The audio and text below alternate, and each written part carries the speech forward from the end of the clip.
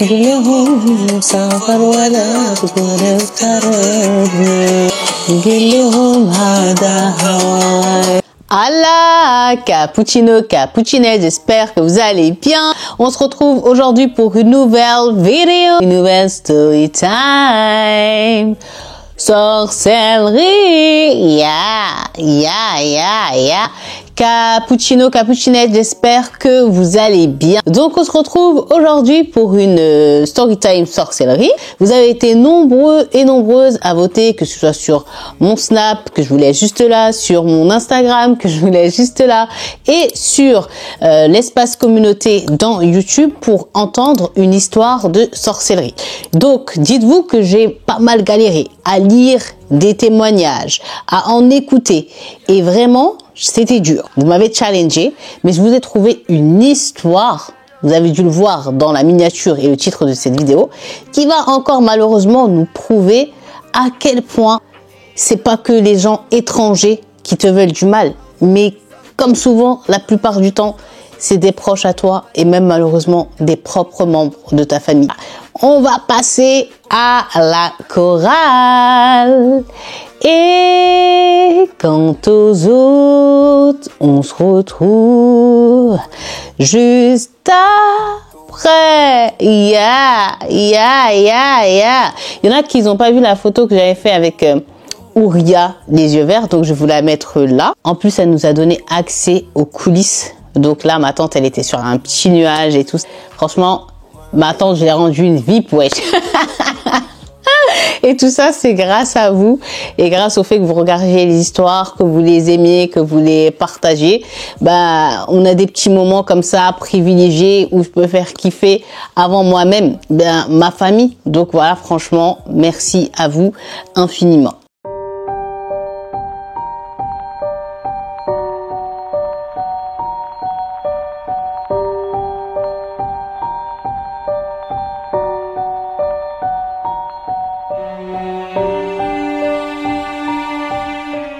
J'espère que vous êtes bien installés. Donc Cappuccino, Cappuccinette, pour cette nouvelle storytime sorcellerie, je vous emmène où? Eh bien, je vous emmène avec moi, Inch'Allah, en Arabie Saoudite, dans les environs de la ville de Abha. On va faire la connaissance d'une famille qui, croyez-moi, va vous marquer à vie. A'oudhu bi kalimatillahi tammat min sharri ma khalaq. Donc Cappuccino, Cappuccinette, le jeune homme qui nous raconte cette histoire, il s'appelle Samir. Samir, il est issu d'une famille nombreuse. Donc Samir, il a une sœur Tawam, ça veut dire il a une jumelle, c'est une paire de jumeaux. Donc sa sœur jumelle, elle se prénomme Ghadir. Et là, dans nos jours actuels, on va dire, ils sont tous les deux âgés de 28 ans. Et c'est cette paire de jumeaux qui sont les derniers de la fratrie. Donc là, mes Cappuccino, Cappuccinette, je vais vous demander d'être vraiment concentrés avec moi. Parce que là, je vais vous donner les prénoms de tous les membres de la famille. Et il faut vraiment que vous fassiez un effort pour retenir leurs prénoms. Parce que chaque prénom qui va être cité dans cette histoire, il a un rôle très important. Il a une place entière dans l'histoire que je vais vous raconter. Est-ce que vous êtes prêts? Donc, dans cette famille, on a d'abord les parents, le père et la mère. Ensuite, on a le fils aîné. Donc celui-ci se prénomme Khalid. Ensuite, après Khalid, il y a son autre frère qui se prénomme Hassan. Ensuite, après Khalid et Hassan, il y a deux sœurs, Rada et Zahra. Ok? Khalid, Hassan, Rada et Zahra. Mais c'est pas fini. Il y a un frère qui vient avant les jumeaux qui s'appelle Ghassan. Et ensuite, donc on a Samir et Ghadir. Masha'Allah. Vous voyez, c'est vraiment une famille nombreuse. Donc, je vous ai dit que Samir, il nous dit qu'il habitait aux alentours de la ville de Abha. Dans, comme on pourrait dire village, mais ça fait pas vraiment village, on va dire petite ville. Et il dit malheureusement, la ville en question, il veut pas donner son nom. Il nous a donné juste à peu près l'emplacement, les alentours, mais dire le nom de sa ville, il veut pas parce que directement on va les reconnaître. Par contre, il dit quoi? Il dit que ce qui est connu sur sa ville, c'est vraiment quelque chose qui fait de la peine. Vous allez voir. C'est quoi? C'est que il n'y a pas beaucoup de gens dans cette ville qui malheureusement c'est-à-dire qui te souhaitent et qui te veulent du bien. La chose qui est vraiment propagée, c'est al-hasad, c'est-à-dire la jalousie. Presque tout le monde est jaloux, soit de ses voisins, soit des proches, soit de ses amis, tout ça. Quand ils voient quelqu'un réussir, ils ont mal, je sais pas, ça les gêne et ils sont vraiment, on va dire, voilà, renfermés sur eux-mêmes. Donc Samir, il nous dit, quand ils étaient encore un peu jeunes, c'est que du jour au lendemain, le père de famille, c'est-à-dire d'un coup, il va tomber malade. Alors qu'il n'a jamais eu de gros soucis de santé, que des petits bobos du quotidien qu'on a tous connus. Eux, il faut savoir, il nous dit que c'est une famille, ça va, ils sont pas mal aisés. Il y a toujours eu de l'amour, de l'entente, ils s'entendent très bien entre eux. Mais là, le sujet du père, au début, il commençait à se plaindre. Mais plus ça va aller, plus le père, sa santé, c'est-à-dire elle va commencer à chuter, et son cas, il va commencer à s'aggraver.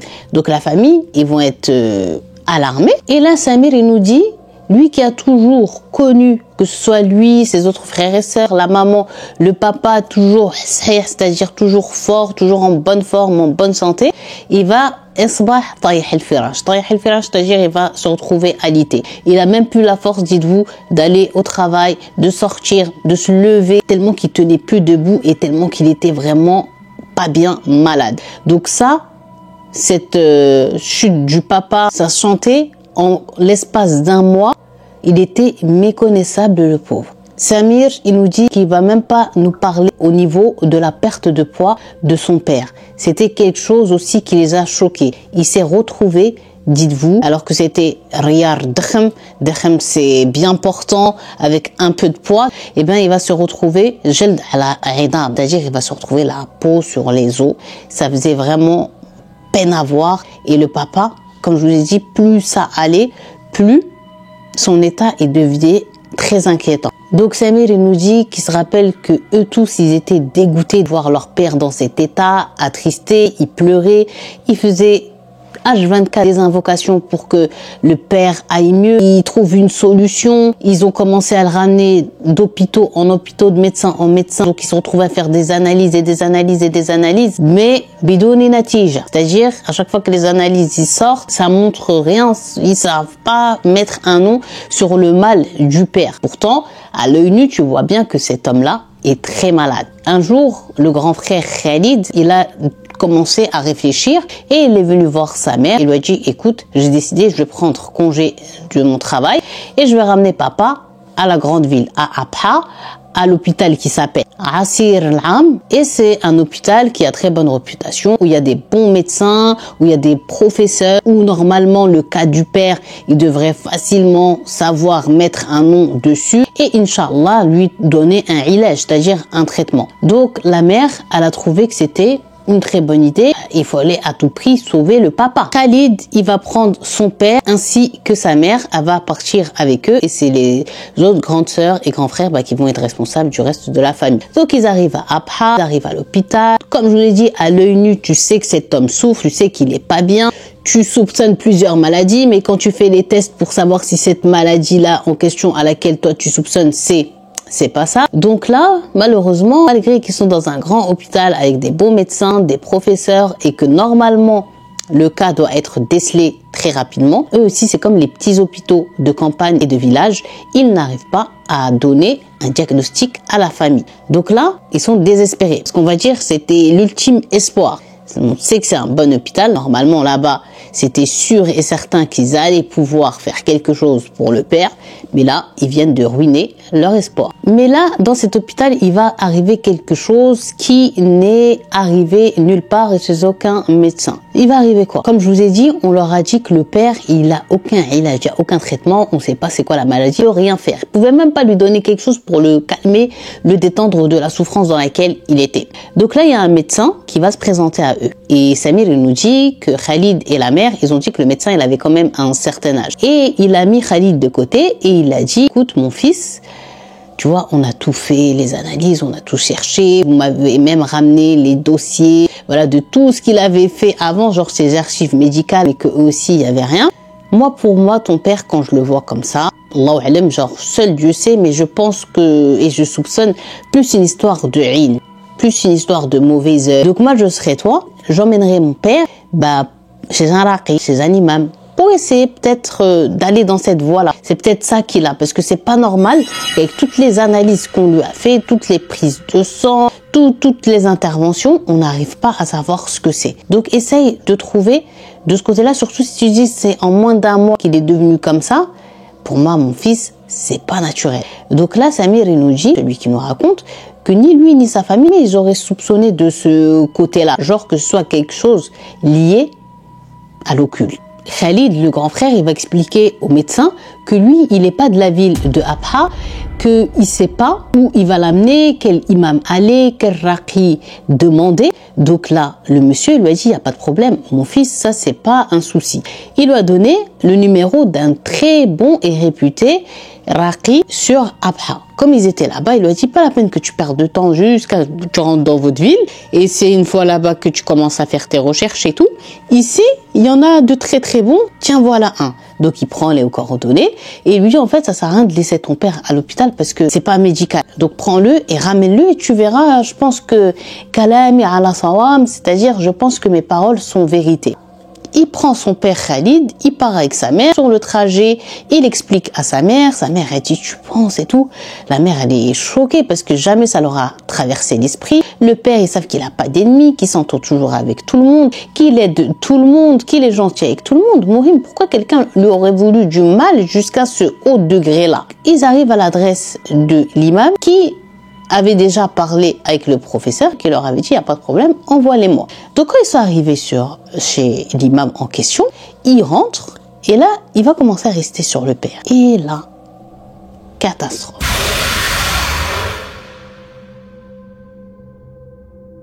Pourquoi catastrophe? Tout simplement puisque à peine l'imam avait commencé à réciter sur le père que Khalid, il dit qu'il a vu son père commencer à infante, c'est-à-dire à trembler et à harrak, c'est-à-dire à transpirer, à mort. Il a eu chaud et il n'était pas bien. Il a commencé à émettre des sons et à un moment donné, il s'est mis à tousser jusqu'à cracher du sang. Et à un moment donné, il va perdre connaissance, sauf qu'ils vont se rendre compte que le pauvre, c'est pas qu'il a perdu seulement connaissance, c'est que son âme, elle était carrément sortie de son corps. Le père était décédé en pleine séance de Ruqya. Ils sont abasourdis. Donc quand ils se sont rendus compte que ce soit Ruqya, que ce soit Khalid, le fils aîné, que le papa était décédé, les deux se sont regardés et ils étaient ultra choqués. Donc là, l'imam il va dire à Khalid, tu sais mon fils, ça fait tant d'années que je fais ce travail. Wallah, j'en ai vu des vertes et des pas mûres, des choses même que tu pourrais même pas voir dans tes pires cauchemars. Mais une hala, c'est-à-dire un cas comme celui-là de ton père, à peine j'ai commencé, bam, il est mort. C'est pas quelque chose de normal. Et mon fils, c'est pas aïn, hein, c'est pas mauvais œil. Ça, mon fils, le fait qu'il a vomi comme ça, il a craché comme ça du sang, c'est de la sorcellerie.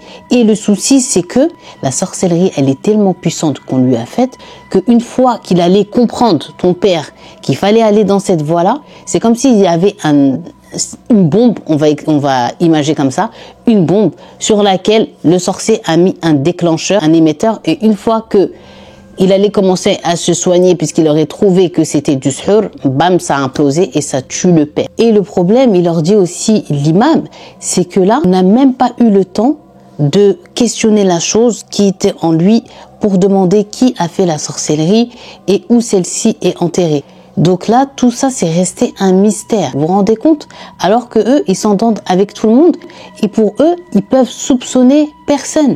Donc Samir, il nous dit qu'une fois que la nouvelle leur est parvenue, que Khalid, l'aîné, et la mère les ont appelés pour leur dire « Votre père, on revient avec lui, mais malheureusement, on revient avec lui dans un cercueil », ils ont été choqués. Samir, il dit, quand il nous a dit ça, en fait, à cet instant, que ce soit moi, mes autres frères et sœurs, notre cœur aussi, il est mort en même temps que notre père. Puisque notre père, il était toujours notre ami, notre confident, il faisait tout pour nous, passait du temps avec nous.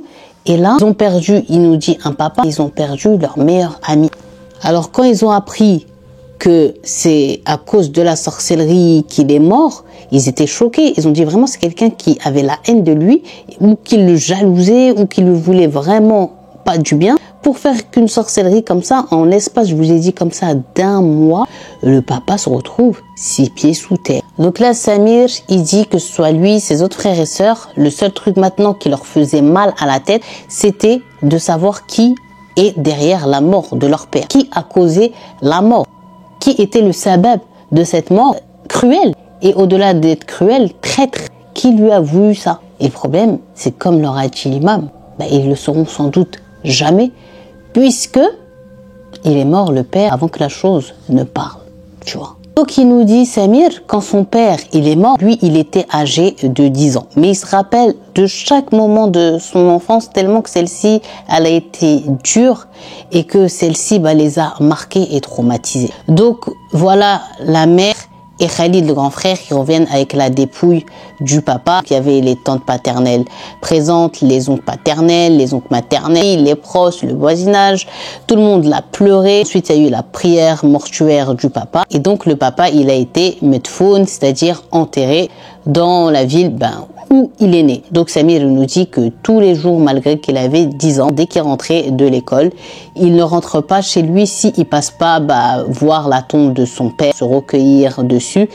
Il a dit c'était presque vital quoi, vital. Mais ce qui lui déchirait le cœur, c'était de quitter le cimetière et que son père reste là-bas. Comme encore Ghadir et Samir, c'est les derniers, les jumeaux de la famille, ils avaient que 10 ans.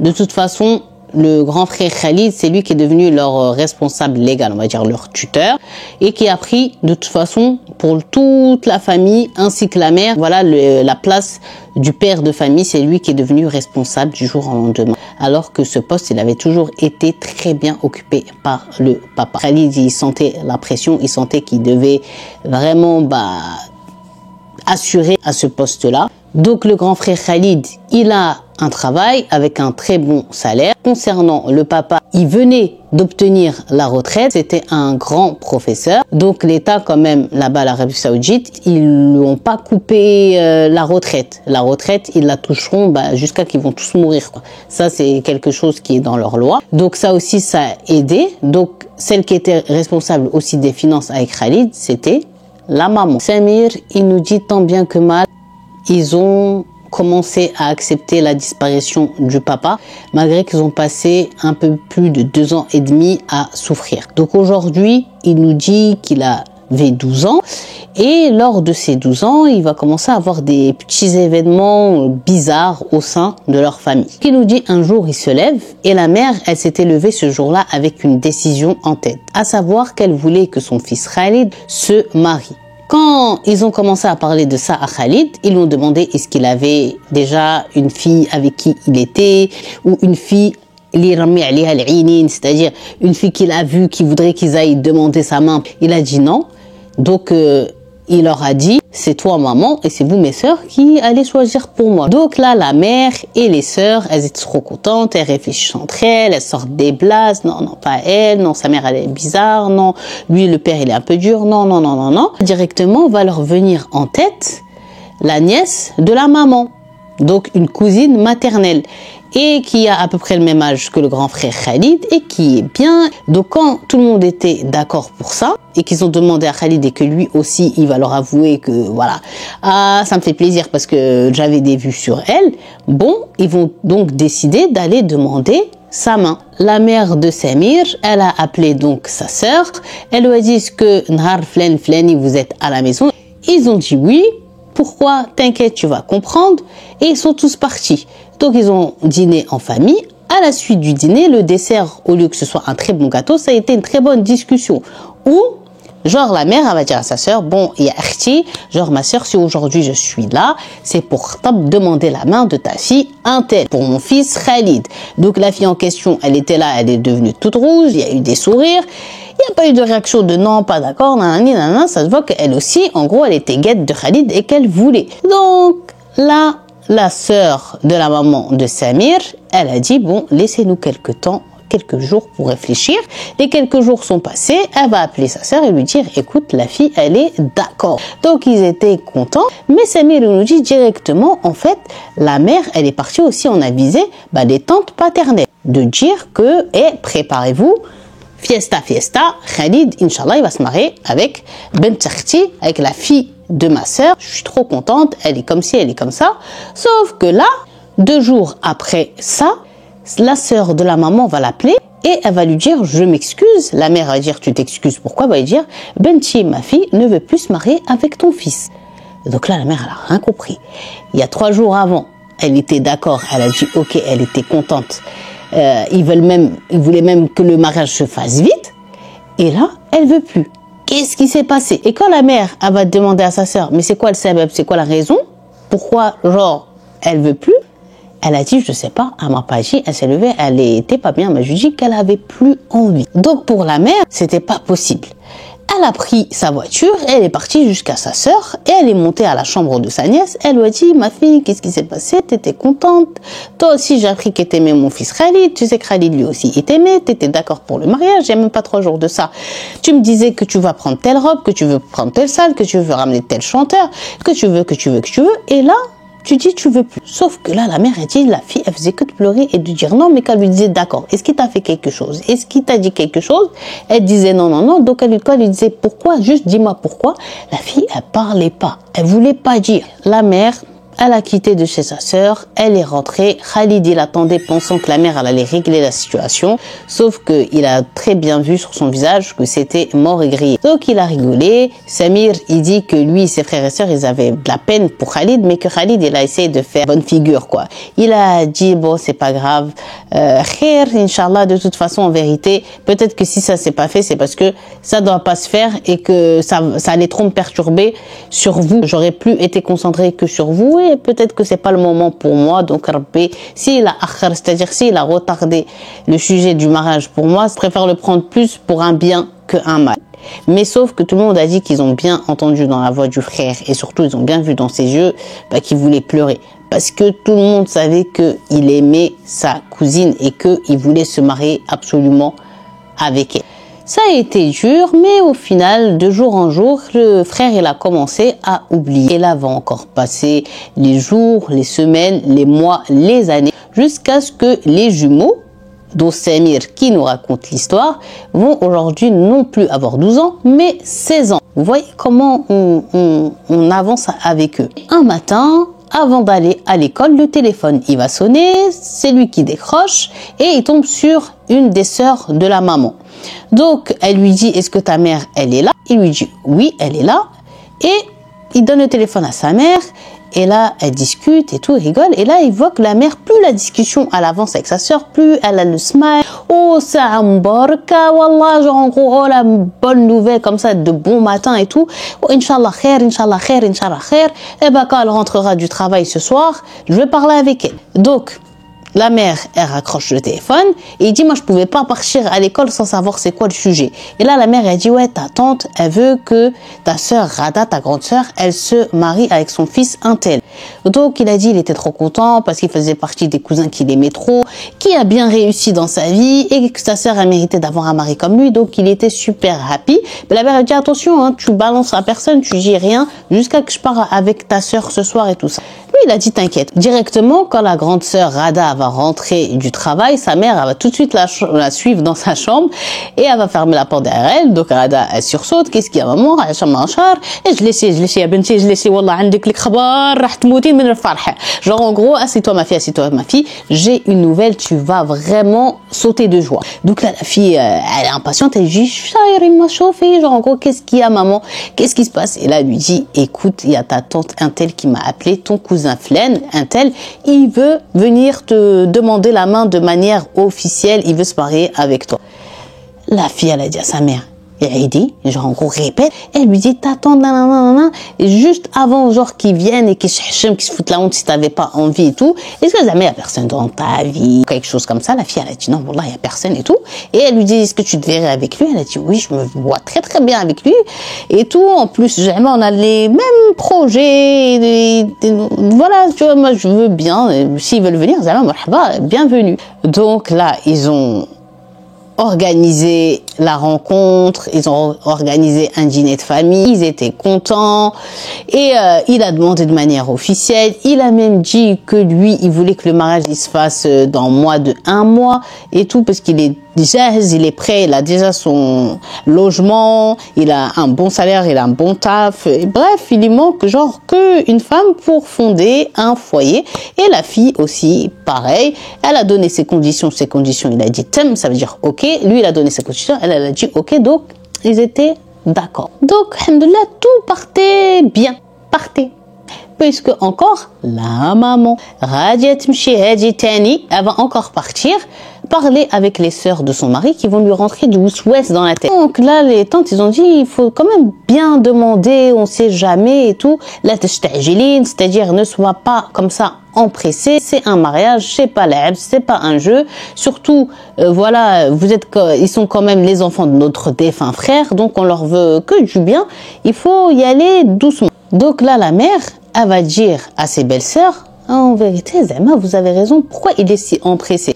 Donc, elle a dit, vous inquiétez pas, je vais gérer le truc avec ma sœur. Elle est rentrée chez elle, elle a appelé la mère donc de son neveu, elle lui a dit, écoute, à partir d'aujourd'hui, on va dire le mariage, pas dans un mois, de là à 6 mois. 6 mois, Inch'Allah, dans ces 6 mois, on va dire ma période de fiançailles, ils s'entendent encore bien, tout se passe bien, on n'entend rien de bizarre sur ton fils, même si je sais que alhamdoulilah ton fils c'est-à-dire c'est pas quelqu'un qui fait des problèmes et tout, le mariage sera fait.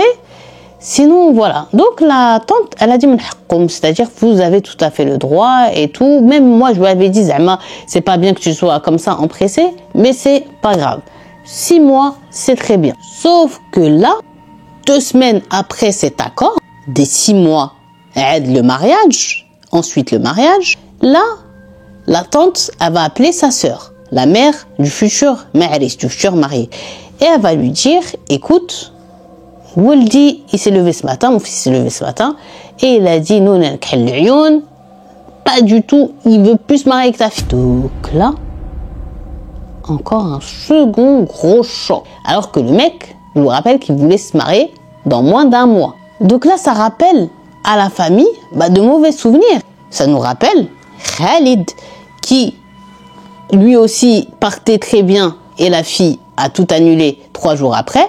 Et là, c'est la deuxième Raza qui, 2 semaines après aussi, on annule son mariage. Et quand on demande les raisons, les sabab, il n'y en a pas. Ils se lèvent juste et ils disent qu'ils veulent plus. Donc Samir, il dit par contre, Rada, la future mariée, elle n'a pas pris la nouvelle comme Khalid, c'est-à-dire calmement, il a gardé tout en lui. Non, elle s'est extériorisée parce que elle avait commencé à construire énormément de projets et énormément de rêves avec son futur mari.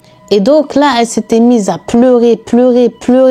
Et elle était vraiment pas bien, à insulter, à crier, mais à dire à sa mère, mais juste pourquoi, mais qu'est-ce que j'ai fait, mais pourquoi il veut pas vous dire? Elle essaye de lui envoyer des messages, elle essaye de l'appeler, ensuite elle va se rendre compte qu'il l'a carrément bloqué. Donc là, elle était vraiment pas bien.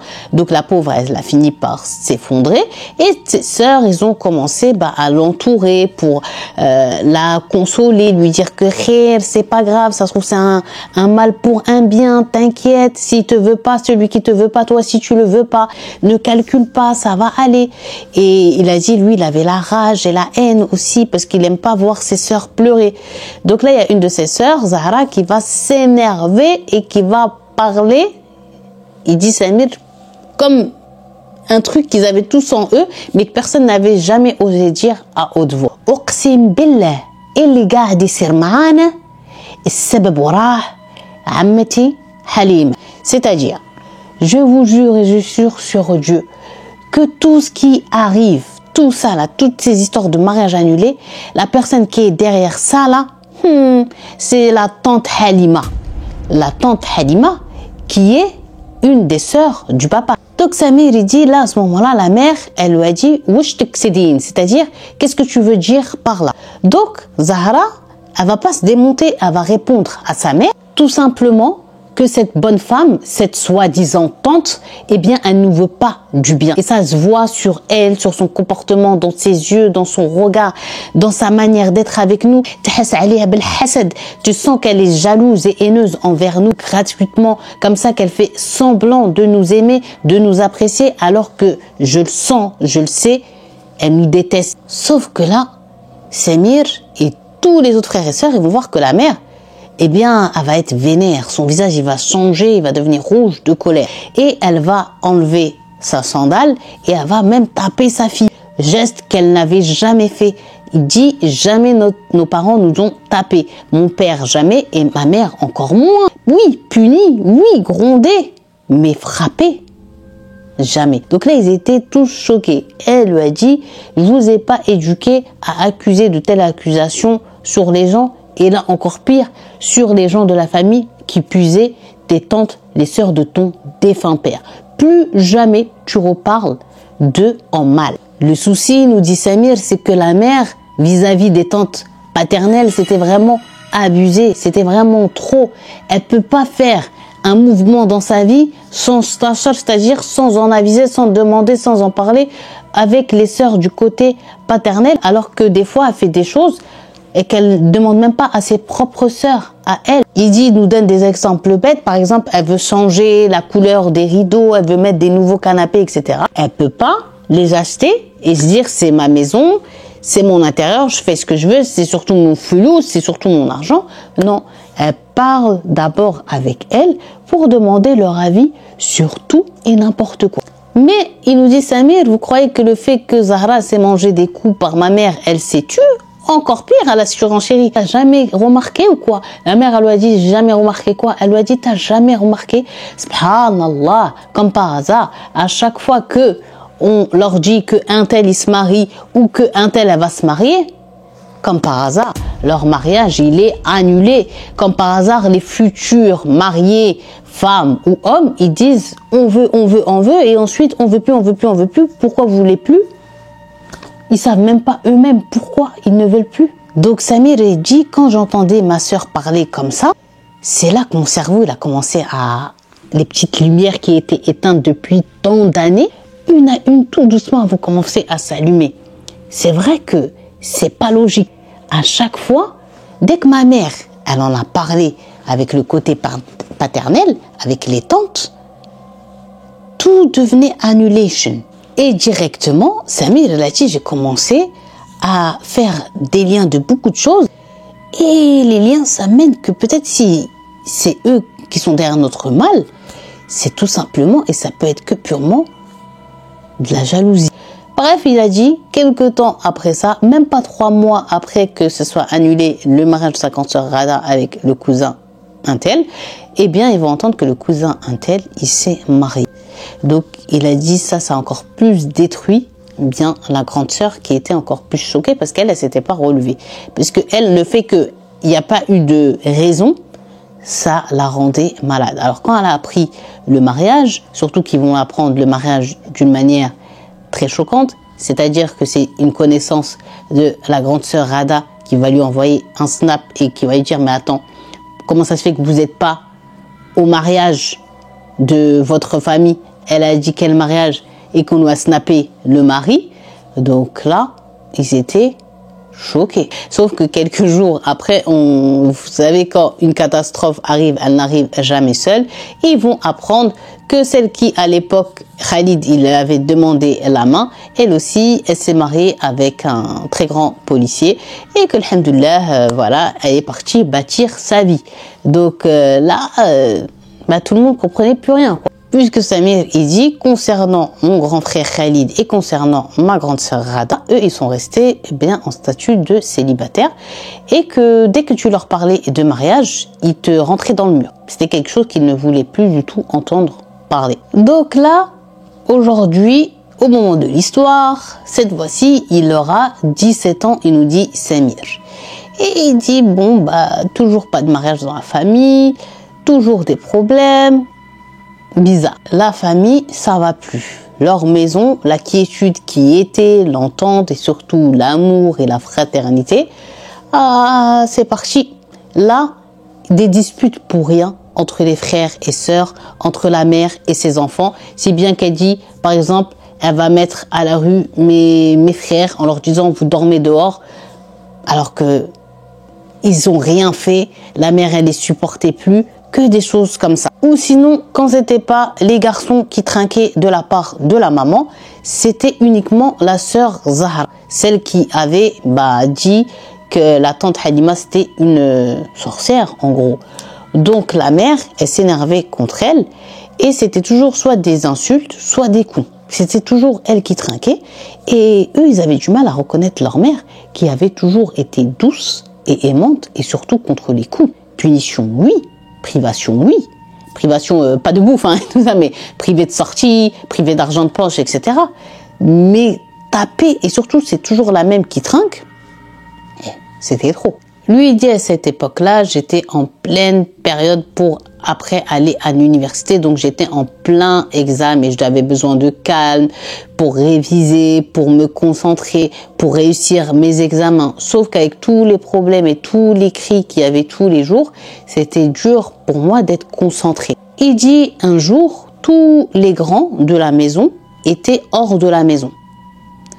Et à la maison, il n'y avait que lui, Samir, sa petite sœur, sa jumelle, Ghadir, et la maman. Donc il nous dit, comme il nous a expliqué, c'était la période des examens. Donc que ce soit sa sœur Ghadir ou lui, chacun il s'est mis dans une pièce, il s'est isolé avec ses cours pour être markaz, c'est-à-dire concentré dans les révisions et obtenir ses diplômes. Là, ce qui va se passer, c'est que lui, il est concentré. Il est 10h le soir, il n'y a aucun des grands qui est rentré à la maison.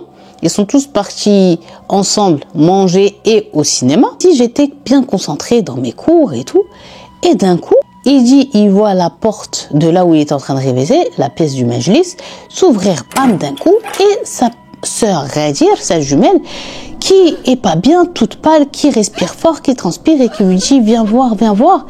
Il lui dit quoi? Elle lui a dit, viens voir maman, qu'est-ce qu'elle est en train de faire? Il s'est levé et il a suivi sa sœur, ils sont montés à l'étage et là il dit, j'étais pas prêt. Il dit là, je vois ma mère en face de la toilette, porte ouverte mais toilette éteinte, qui était sur ses genoux, sajda, c'est-à-dire prosternée, comme ça en direction des toilettes.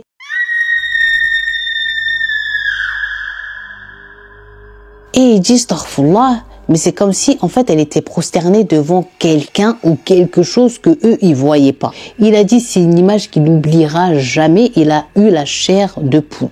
Le pire qu'il dit, c'est que j'ai eu peur pour elle, mais aussi en même temps, j'avais peur d'elle. Tellement que je me frottais les yeux, mais qu'est-ce qu'elle fait? Non. C'est une illusion. Et à chaque fois, il dit, j'ouvre mes yeux et ma mère, elle est toujours dans la même position. Donc, il nous dit, Samir, j'ai commencé dans un premier temps à l'appeler de loin, de là où j'étais. Puisque, comme je vous ai dit, il avait peur pour elle, mais aussi il avait peur d'elle. Et il n'avait pas la confiance de s'avancer tellement que, et l'image, ça doit faire flipper. Surtout qu'on est là, lui, et qu'il n'y a personne à la maison. Donc, il a commencé à lui dire, maman, qu'est-ce que tu fais? Yemma, eshi. Genre, en gros, maman, réveille-toi. Maman. Mais, makou jawab. Aucune réponse de la part de la madre. Donc, il nous dit Samir, quand il a vu que sa mère ne lui répondait toujours pas, son sbar, sa patience, elle s'est arrêtée, quoi. Il en avait plus et il voulait savoir ce que sa mère, elle était en train de faire et surtout comprendre. Donc là, il a dit, malgré que j'avais peur, je vais me mettre à avancer tout en appelant toujours ma mère. Mais quand j'ai vu qu'elle répondait toujours pas, je vais lui mettre la main sur son épaule et je vais lui faire comme ça, maman. Samir, il nous dit, quand il avait la main sur l'épaule de sa mère, il va s'apercevoir que celle-ci, elle est trempée. Elle avait énormément transpiré, sa maman, mais aussi il pouvait ressentir la chaleur que le corps de la mère émanait. Donc Samir, il a dit, il s'est tout de suite inquiété, surtout que sa mère, elle était toujours en prosternation, elle a eu aucun mouvement.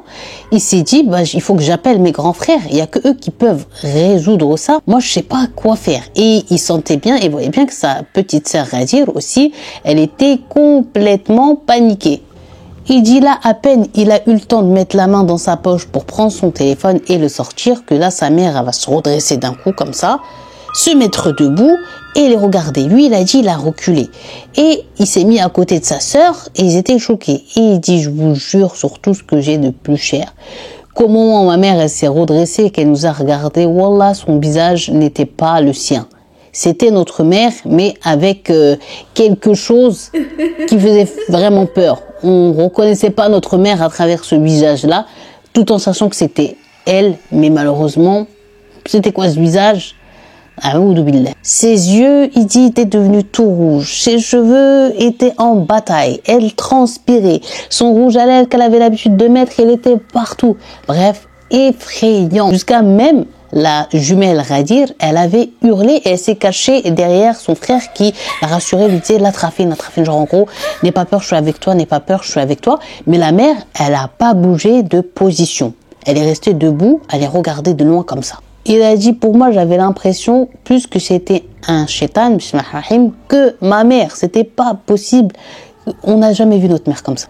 Donc là, il dit, il voit que sa mère, elle fait demi-tour, qu'elle marche comme ça et qu'elle rentre dans sa chambre et qu'elle s'y enferme à clé. Donc directement, il dit, je prends mon téléphone et j'appelle mes frères et sœurs et je leur raconte ce qui est en train de se passer. Ils avaient peur qu'ils viennent, surtout que maintenant ils entendaient des bruits un peu comme ça de derrière la porte, donc ils étaient en panique.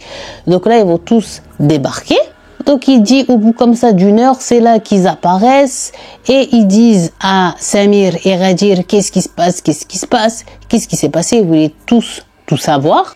Donc ils ont raconté en vitesse grand V, ils se regardaient en mode vous êtes sûr. Donc quand ils ont vu vraiment Ghadir qui continuait de pleurer, qui était vraiment choqué, apeuré, ils se sont dit non, ils n'ont pas inventé ça. Donc ils sont tous montés en même temps à la porte de la chambre de la maman, ils se sont mis à toquer, mais ils n'ont eu aucune réponse et la mère ne leur a pas ouvert la porte.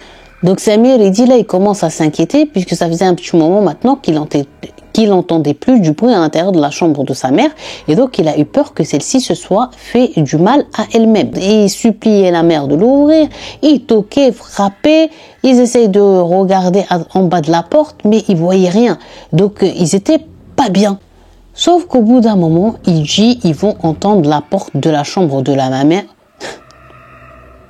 Je voulais dire mère et maman et je sais pas, j'ai mélangé de la mamère. La chambre de la maman va finir par se déverrouiller et s'ouvrir. Sauf que là, Samir, il dit grande surprise et surtout étonnement.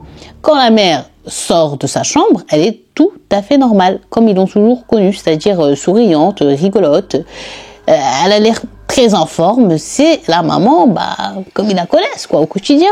Il dit aussi situation comique, c'est que quand la mère, elle est sortie de sa chambre et qu'elle a vu qu'ils étaient tous devant celle-ci, inquiets, paniqués, pas bien, et surtout que ses filles, les trois, étaient en train de pleurer, la mère va se mettre à pleurer en sachant même pas pourquoi ses filles pleuraient.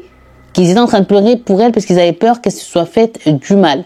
Et la mère, elle, si elle s'était mise à pleurer, c'est parce qu'elle pensait qu'ils ont eu une nouvelle de mort et que, voilà, ils vont lui annoncer. Donc, elle s'était préparée, la pauvre. C'est vraiment, il dit, comique. Donc, Samir, il dit, il regardait juste sa petite sœur Ghadir et dans sa tête, c'est pas possible que ce soit la même femme, la même personne qui, une heure avant, était prosternée devant la porte des toilettes.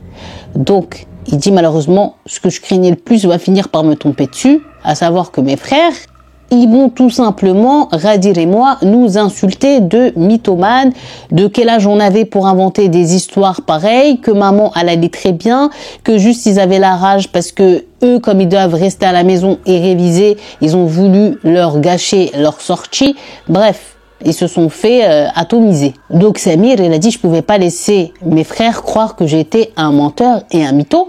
Donc j'ai juré sur le Coran que j'ai pas menti, que Ghadir, c'est elle-même qui est venue me chercher, qu'on a trouvé maman comme ci, comme ça. Pourquoi j'ai pas pensé à la filmer? Il a dit tellement que j'ai été tétanisée, choquée. Voilà, j'ai pas pensé, mais j'aurais dû. Et il a dit déjà penser, est-ce que nous, on a déjà menti et surtout à ce level-là? Et quel est notre but? Et notre intérêt de mentir à ce sujet-là sur notre mère, un mensonge pareil. Donc là, quand la mère, elle va demander, mais pourquoi vous êtes en train de vous prendre la tête? Qu'est-ce qui se passe? C'est que Samir, il va dire, la mère, elle va rigoler, elle va dire, mais ça va pas la tête. Depuis là, moi, j'étais dans ma chambre, très bien, il y a rien. Donc là, ça va encore plus énerver les grands frères qui vont partir dans leur chambre et les traiter de mythos et de gamins. Il dit, par contre, subhanallah, les frères, ils vont partir dormir comme si de rien n'était. La mère va rentrer dans sa chambre, pareil. C'est-à-dire les deux grandes sœurs, elles vont très bien croire que, voilà, c'est pas des mensonges et que eux-mêmes, ils ont pas du tout douté quand ils ont su ce qui était arrivé à la mère. Surtout que les sœurs avaient confirmé à Samir en disant, nous aussi, effectivement, Fialen, on a bien remarqué que la maman, il y avait quelque chose qui n'allait plus avec elle, dans son comportement, et ce depuis un certain temps, mais on gardait ça pour nous. Et là, Samir, il dit, ça m'a vraiment soulagé qu'au moins une partie des sœurs de la fratrie nous croient. Donc Samir, il dit, comme là j'avais une brèche, puisqu'ils me croyaient et ils croyaient à l'histoire qu'on venait de leur dire, ce qui venait de se passer, je vais essayer d'aborder un sujet sensible qui, je sais pas comment ils vont le prendre, mais en tout cas, j'ai été obligée de donner cette tira, c'est-à-dire cette pensée, cette idée-là pour ma mère. Donc là, les sœurs, ils vont dire quoi? Lui, il va leur dire, écoutez, moi, le mieux que je pense qu'on peut faire à maman, c'est tout simplement de trouver dans ce secteur un raqi et de la lui emmener. Puisque la réaction qu'elle a eue à se prosterner devant les toilettes, on sait très bien les toilettes et tout ça, c'est pas naturel. Il dit là, je préfère qu'on prenne le taureau par les cornes maintenant, avant qu'on laisse la situation traîner et que ça devienne de pire en pire, voire une situation irrattrapable. Donc là, les frères, quand à leur tour Samir va aller leur dire ça, ils vont dire que nous on n'a pas le temps. Khalid va dire lui il a le travail, maman elle a rien, et les deux autres ils vont dire non, nous on est dans les examens, tu vas pas nous perturber, on a vu maman elle a rien du tout. Et lui Samir il est trop jeune pour ramener, il dit sa mère sans Khalid ni aucun de ses grands frères, et avec les sœurs il peut pas y aller. Donc il dit mon idée personne ne l'a acquiescé, même si une partie des filles étaient d'accord, la décision finale revenait aux grands de la famille. Donc quand les grands ils ont mis leur veto, le sujet il a malheureusement été clos. Donc là il dit pendant un certain temps le calme et la quiétude étaient revenus à la maison. Pas trop de choses bizarres se passaient, c'était devenu vraiment on va dire un tant soit peu normal. Si normal pour eux par rapport à toutes les disputes et toutes ces dernières années où il y avait que des événements bizarres qui s'y passaient, la mère elle va avoir une idée, à savoir qu'elle veut que Khalid de nouveau se marie et donc elle veut de nouveau lui khtab, c'est-à-dire demander la main d'une fille. Parce que tout simplement, là Khalid, il était à la trentaine et la mère, pour elle, son fils il avait tardé, il fallait qu'elle le marie au plus vite. Donc la mère, quand avant en parlait à l'aîné Khalid, j'ai envie que tu te maries, il faut que tu te maries, mon fils ça y est, t'as 30 ans, etc. Le Khalid, il va pas s'y opposer. Donc la mère, elle va lui dire, est-ce que tu es avec quelqu'un ou est-ce que tu as quelqu'un dans tes pensées que tu aimerais que j'aille khtab pour toi? Lui, il va dire, toi et mes sœurs, choisissez pour moi ma future femme. Je vous donne cette mission parce que moi, je suis incapable, je suis trop timide, je sais pas comment m'y prendre pour aller aborder une fille. Donc directement, la mère, elle va dire à Khalid, ok, il n'y a pas de problème, mon fils, donne-nous juste le temps de nous mettre d'accord à la bentna sur une fille de bonne famille et Inch'Allah, dès que c'est bon, on te tient au jus. Sauf que Samir, il dit, ma mère, malheureusement, elle n'apprend pas de ses erreurs et elle va commettre la même erreur que la première fois, à savoir aller stachar, c'est-à-dire aller en discuter avec les tantes paternelles. Donc là, c'est pas seulement à la discuter avec les tantes paternelles, elle va les missionner. Aidez-moi à trouver la future femme de mon fils Khalid. Je veux qu'il se marie. Parce que j'ai envie de voir mes petits-enfants avant de mourir, etc., etc.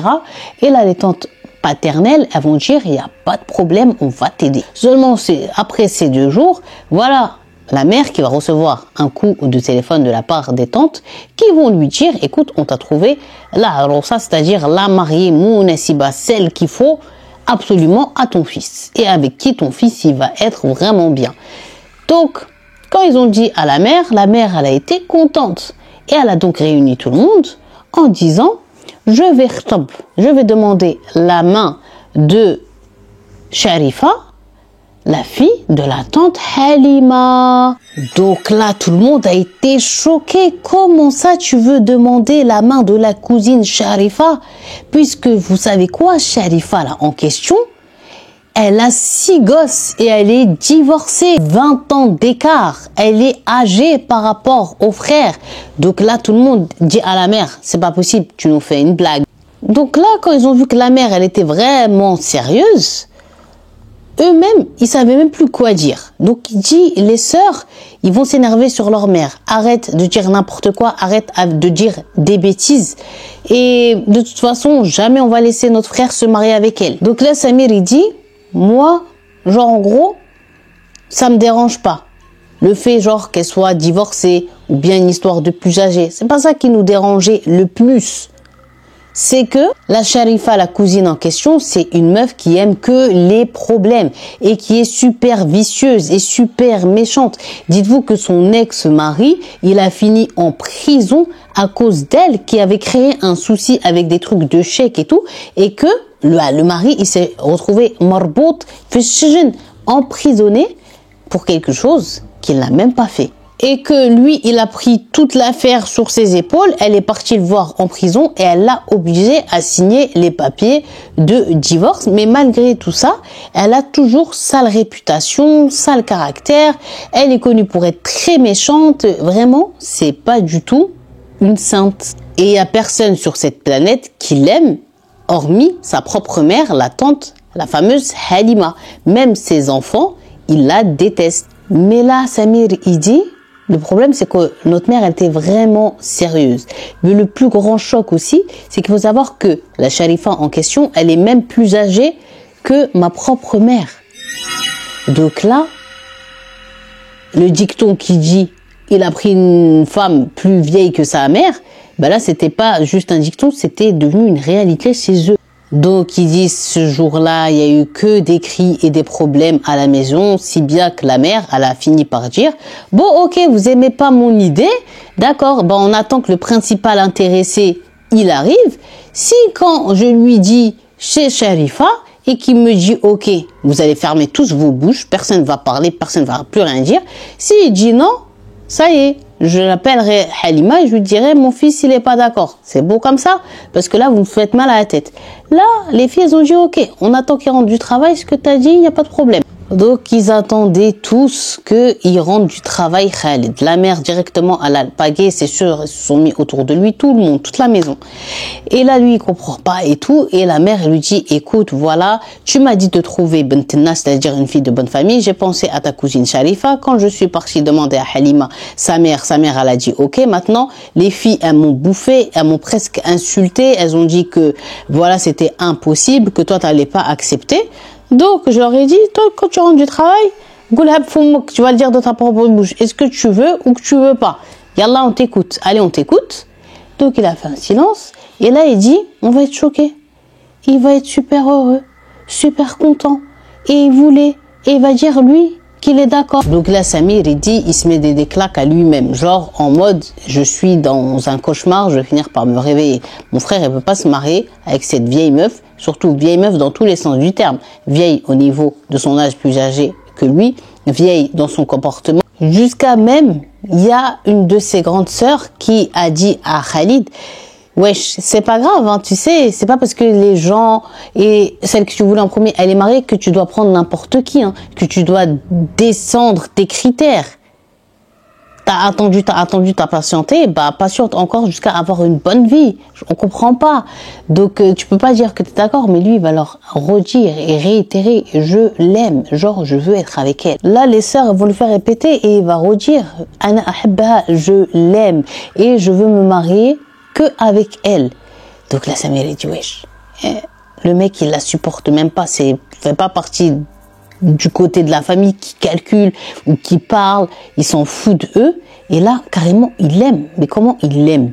En l'espace de combien de temps il a pu l'aimer? Et directement, là, Samir, il dit, je commence à carrément penser que mon frère, ils lui ont fait manger un truc, c'est pas possible.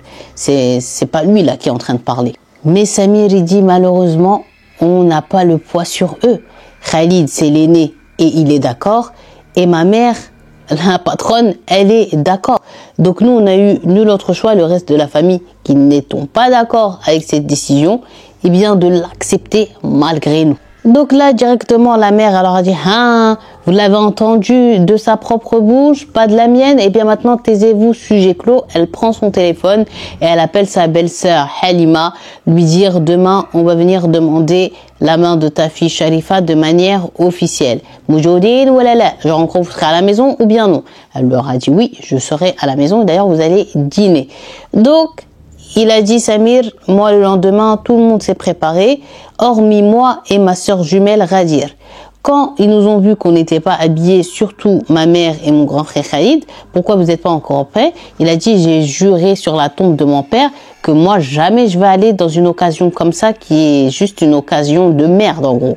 Et la petite sœur, pourquoi je dis la petite sœur, c'est la jumelle? Mais bon, et la jumelle de Samir, elle va acquiescer et dire la même chose. Donc, ils sont partis sans eux. Sauf que, il nous dit Samir, malgré que les autres frères et sœurs, ils y vont, ils sont tous en mode, ils font la tronche. Hein. Ils y vont parce que eux, ils ont pas le choix, ils ont pas le courage et la fougue, on va dire, de la jeunesse. Donc, ce soir-là, avec sa sœur Ghadir, sa jumelle, ils ont commandé à manger et ils se sont mis, il nous dit, à discuter de toutes les bizarreries qui arrivaient de la famille et même ceux avant la mort du père.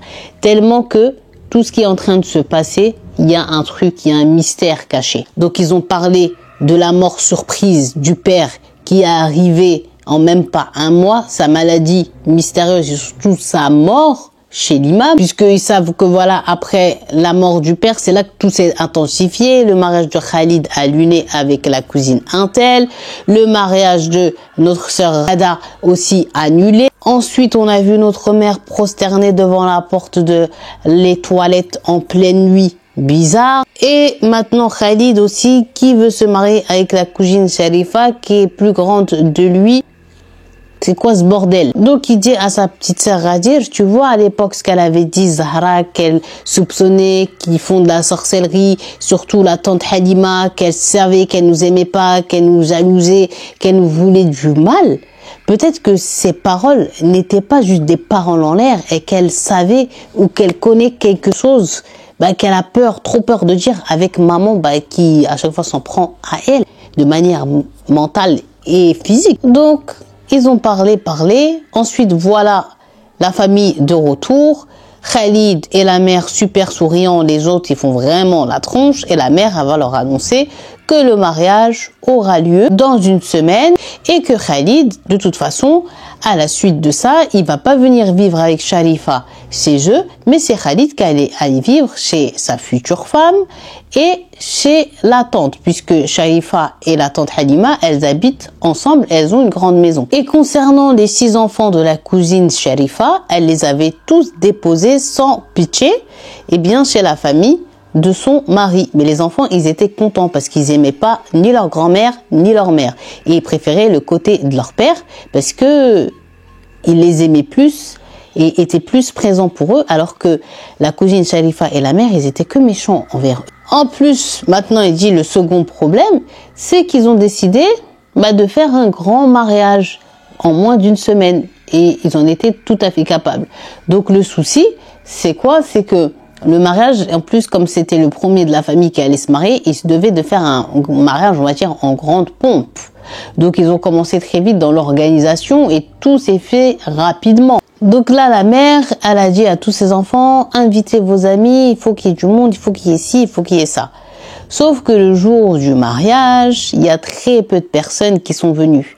Déjà, il dit Samir que ce soit lui et ses autres frères et sœurs, ils ont invité personne de leur côté. Ils avaient trop honte. Ils voulaient pas assumer un tel mariage. Ensuite, les gens, par rapport au père, ils n'étaient pas du tout d'accord de cette union. Et comme je vous ai dit, la réputation de la tante Sharifa et de la tante Halima a été vraiment pas bonne. Donc les gens, ils s'éloignaient d'eux. Donc ils se sont retrouvés en tout petit comité, alors qu'il nous dit Samir, son frère, il avait fait les choses en grande pompe, c'est-à-dire traiteur et tout. Il y avait énormément de nourriture, énormément d'espace, tout ça pour qu'il n'y ait personne au final à leur mariage. Et il n'y avait même pas des invités du côté de la tante Halima ni de sa fille Sharifa, puisqu'ils n'ont pas d'amis, les gens ne les côtoient pas, les gens ne les aiment pas. Les gens s'en éloignent. Donc c'était vraiment un truc, il a dit, au lieu que ce soit un mariage, quand vous voyez nos visages, vous avez l'impression que vous assistiez à des funérailles. Donc il a dit, dans toute la salle des fêtes, les seuls qui étaient contents, les seuls qui dansaient, les seuls qui mangeaient, les seuls qui étaient happy, c'était la tante Halima et sa fille Sharifa. Mais même concernant la maman, elle était là, il dit, Samir, sans être là, et ils avaient bien décelé à son visage qu'elle était en mode, mais qu'est-ce que j'ai fait? Comme si qu'elle s'est réveillée de quelque chose. Ils ont dit comme si la mère, elle était anesthésiée depuis tout ce temps-là, et quand arrivé le mariage, et qu'elle a vu son fils auprès, on peut dire comme de sa grand-mère, elle était choquée. Donc à la fin du mariage, tout le monde est rentré chez soi et Khalid, il est parti donc avec sa femme et avec sa tante Halima chez eux. Et il dit là, quelques temps passent et voilà, un jour, une des tantes maternelles, une des sœurs de la maman, grande sœur, va venir la visiter et cette tante en question, elle s'appelait la tante Fatma. Donc cette tante en question, tous ses enfants, garçons et filles confondus, ils sont tous déjà mariés. Ensuite, la tante, elle est même une grand-mère. Donc, vous voyez l'âge qu'elle a. Donc, elle, quand elle part normalement dans la famille, il n'y a personne qui bipe avec elle. Donc là, il dit, quand la tante, elle est rentrée dans la maison, elle a directement monté dans la chambre de la mère de Samir qui était là-bas en train de la ranger. Quand elle a vu sa sœur, elle était choquée parce qu'elle a bien vu qu'elle avait de la colère en elle. Et là, la tante Fatma va lui dire, mais comment t'as pu marier ton fils avec une femme qui est plus vieille que toi? Comment t'as pu faire cette bêtise? Puisque dites-vous que le mariage, eh bien la mère, elle n'en a pas parlé avec son côté de la famille à elle. Eux, ils étaient tous les enfants devant la porte de la chambre en train de regarder leur tante et leur mère se prendre la tête. Et là, la mère, elle va répondre à sa grande sœur d'un calme olympien. Parce que Halima, ma belle-sœur, elle m'a dit tout simplement de pas vous inviter et de pas vous le dire, de pas inviter le côté de ma famille, puisqu'elle avait peur et elle craignait les réactions, comme là tu as. Donc directement, quand la tante Fatma, elle va entendre juste le nom de Halima, ça lui hérissait les poils, ça l'a dégoûtée au plus haut point parce qu'elle savait qu'elle était vraiment mauvaise. Elle a décidé de quitter la maison comme ça et de plus rien dire parce que ça l'avait encore plus zèf que ça. La maman prenne pas sa défense ou ne s'excuse même pas ou donne une explication plausible et valable au fait qu'elle les ait pas invités. Genre, elle a assumé haut et fort, oui, vous n'êtes pas venus, je vous l'ai pas dit, et après. Donc, il a dit, ils ont essayé de poursuivre leur tante, mais elle est montée dans la voiture, elle est partie, elle était super énervée. Quelques jours vont passer et Samir, il dit qu'il remarque que la grande sœur Rada et Zahra, elles sont beaucoup déconciliables, c'est-à-dire, elles vous parlent beaucoup entre elles s'enferment dans la chambre, elles y restent longtemps à discuter, et il dit, moi, je sais pas de quoi elles parlent, mais je vois tout le temps qu'elles sont en train de parler ensemble. Et dès que je m'approche d'elles, elles changent de sujet. Donc, là, il dit, alhamdoulilah, que j'ai ma petite sœur Rajir qui va pouvoir m'amener les informations. Et voilà ce qu'elle m'a dit. Elle a rapporté à son frère Samir que Zahra et la grande sœur Rada, elle parle de quoi? Elle parle en fait du fait que elle n'arrive plus à avoir des nouvelles du grand frère Khalid et que elles auraient entendu que c'est Sharifa qui l'empêche genre de venir les voir, de venir les visiter. Samir il dit, ça faisait 10 jours que mon frère il venait de se marier et on n'a aucune nouvelle de sa part et ni il est passé nous voir, nous dire bonjour, rien du tout. Alors que Samir il dit que nous, genre en gros c'est notre pilier, on connaît que lui, c'est devenu comme notre père. Donc on a perdu notre repère. Et concernant mes deux autres frères Hassan et Hassan, eux ils sont à l'université mais dans une autre ville éloignée, ils viennent que les week-ends.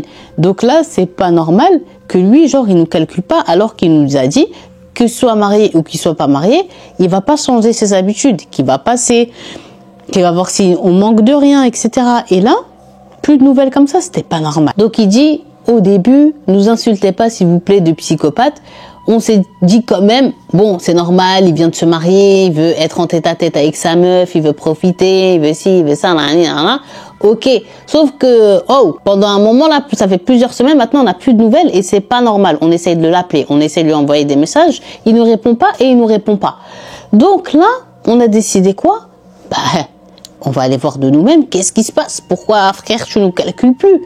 Donc, ils vont décider d'aller chez la tante Halima, malgré que ils détestent cette bonne femme. Donc quand ils vont décider d'y aller, alhamdoulilah, c'est au moment où il y a Hassan et Hassan qui sont de retour, donc c'est le week-end à la maison. Et eux-mêmes, bah, ils vont dire qu'on n'a pas de nouvelles de Khalid et tout. Donc, ils vont décider d'aller voir. Donc là, ils se mettent en direction avec la voiture de la maison de la tante Halima. Donc là, il dit quand ils sont arrivés dans le quartier et surtout devant la maison de la tante Halima, ils vont être dans un premier temps soulagés, voilà, de voir qu'il y a la voiture de leur frère. Ça veut dire que le frère, là, actuellement, il est à la maison. Sauf que tout de suite, ce qui va les alerter, c'est que la voiture, elle est ultra poussiéreuse. Et ça a montré que au moins, ça fait 2 semaines que la voiture, elle a pas bougé. Donc là, ils se sont tous regardés, ils se sont dit, genre, lui, pendant 2 semaines, il est pas sorti. Alors que lui, ils savent que tous les jours, il sort. Même quand il est en repos et qu'il a rien à faire, il sort dehors. Il aime pas être à la maison. Donc là, les 2 grands frères, ils vont dire, bon, de toute façon, on est là, on va pas rester avec des questions dans la tête, on va frapper, on va voir il se passe quoi. Donc, ils sont tous les 3 devant la porte, ils ont toqué, tac, tac, tac, tac, tac. Et donc là, au bout de quelques minutes, le frère va venir leur ouvrir, sauf que là, va être le grand choc.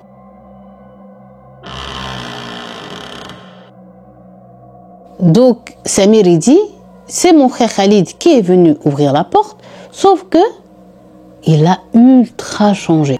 On a eu un mouvement de recul et on l'a regardé de haut en bas, on était choqués de l'apparence qu'il porte. Il dit ses yeux ici en bas, il avait des poches gonflées et toutes noires.